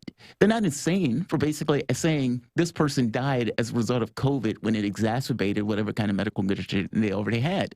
So there's some validity in basically saying this person would have been perfectly alive had they not caught COVID, which is basically what they're making the argument for the comorbidities. As for the Tuskegee experiments, I think it's a massive leap to say that a disease that has basically killed 740,000 people is somewhere akin to what took place in regards to the Tuskegee experiment. I don't necessarily think those things coincide with one another at all. I mean, I don't see the connection personally. But that's just my thought. So, all right, let's go to the next caller. Thank you very much for the call. And the next one is Calvin calling in from North Carolina. Calvin, you're on the line. Oh, and 202-521-1320 if anybody else wants to join. Calvin, what's going on? Hi, good morning. How I think about Bernie Sanders, I keep thinking he's supposed to be like an independent, but he just seems like he just rubber stamps everything the Democratic Party does. He falls right in line at the drop of a dime. I've seen so much double talk from him. I mean, I used to really believe in him. I guess the same way like Obama, but I guess I'm easily duped. I see him trying to sell Biden to the public. I know Biden's nothing, and he was never going to do nothing transformative. Sanders should be like the cog in the wheel. He was independent, But however, I saw this coming from the beginning. I mean, I'm no political expert, but I knew Biden was going to do nothing. I knew Biden was just going to use Joe Manchin and other conservative Dems as a reason for why he couldn't get anything done. That's why, Calvin, feel free to stick on the line. I'm just interjecting here. But Jamarl, when we were going back and forth, remember with Brave yesterday, and it was the good faith, bad faith argument, whether Democrats ever intended this, and you were making the argument that Biden, and it's I'm still accept it. I'm not trying to be too critical here. But the idea that Biden and Pelosi and Schumer were all along for this. Yeah. And Brave and I were pushing back, being like, but man, it's so ridiculous that they've acted this way.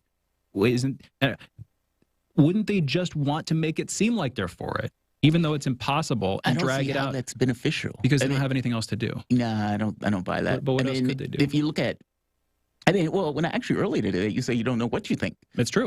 It's true. We got to pick a pony. But I would say this. I don't see how it's beneficial. I don't see how spending several months basically saying, I'm going to do this, we're going to pass this is my agenda, and then you turn around and basically don't do those things or can't do those things. And again, you can look at the polling yourself. I mean, has it been beneficial to Biden and the Democratic Party doing that and taking that tack for 5 months or not? I mean, at the point where you have Republicans where people are saying by like 20 points, Republicans are the party to get things done. Yeah. I mean, that's horrendous. That's horrendous. I mean, even on things like economy and everything else, up until the election, meaning when Biden was running against Trump, this notion of the economy, many of those items were Democratic items. Right now, by 20 points, they have it, Republicans are favored on crime. Republicans are favored on immigration. Republicans are favored on the economy. Republicans are the party that get things done. All of that stuff is directly related to these guys pushing a particular policy and the public seeing them not being able to get those policies done. I hear you. If I put it this way, if that is indeed what their plan was, that is it's a terrible plan. I agree with you, which is why you say I need to pick a pony, but Jamarl, I just try to keep an open mind, and I genuinely, it's like if I had reason to decide with one of these things, I would. I don't know what the heck is going on here because I'll put it like this. Okay, do Pelosi and Schumer specifically, think that Biden has the wherewithal? Here's another big question: Do the politicians behind the scenes cognitively is Biden actually cognitively there? If he isn't, then you would assume that literally everybody knows he isn't. And if literally everybody knows he isn't cognitively there, why is anybody going to place any bets on this guy? Yeah. So what's your take? So let's say that a person can be delusional and still work within the logic of the delusion, if that makes sense. So the reason I changed my mind on it is because Biden was basically being consistent in a weird argument that he kept making about the U.S. versus autocracy and dictatorship, and we got to invest in our community in order to fight China.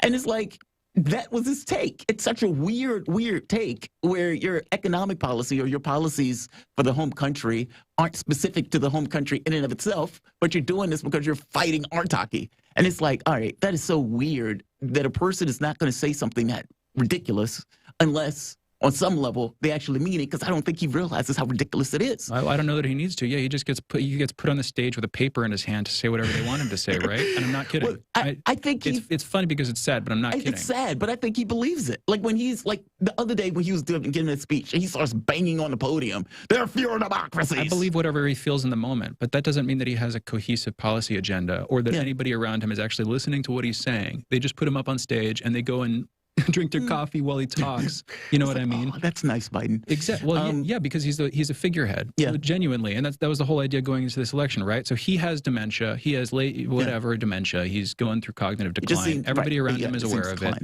They're willing to let him talk because they think people accept what he has to say. It's like, okay, we'll let this guy distract the public, whatever. I don't know. I don't mean to be that bad faith, but genuinely, I don't know. Maybe I am coming over to the side that this was bad faith from the beginning on their part. We have another caller, though. Yeah, go for it. Eric, calling from Florida. You're on. What's on your mind? Oh, he's dropped. He's dropped. Fair enough. We delayed it anyway. Eric, sorry about that. Folks, we're pretty much out of time. We were going into it for a second there, Jamarl. We got another minute. Any last comments on that one? Yeah, I mean, I would say this. I don't necessarily, I strongly believe that in Biden's head, he really does think he's fighting autocracy, and that this seems to be, I don't know, I guess his moment, like when he's looking at his legacy, that he thinks, I'm the guy who's going to keep autocracy at bay and put China in its place and all of this other stuff. And for him, it just seems the be wired around this idea that, okay, Obama didn't go far enough with his plan. I need to be more aggressive with mine and stuff like that. Look, man, in my head, if you're going to do something, you do it. Not necessarily because you're fighting autocracy. But at the point where dude is like banging on the podium, screaming, they're fewer democracies, it's like, okay, he's losing it. But just because he's losing it doesn't necessarily mean he wouldn't have a certain line of logic associated with the way he's trying to frame that stuff. I just don't necessarily think it's beneficial. But, I mean, who knows? Maybe I'm wrong. Maybe, something, it was like, our plan worked perfectly as we lose all of these points and all of this reminds me of the force the vote conversation with progressives back in the day. Like, we got to look like we're doing something. We got to have a show of force. Couldn't that same logic? I know we got to close it. Couldn't that same logic apply to Democrats on this one? And I would say it could, but we got to come back to it another day. Everybody, thank you for listening to Fault Lines with Thomas and Stranahan. Back tomorrow morning at 7 a.m. Eastern. See you on the other side.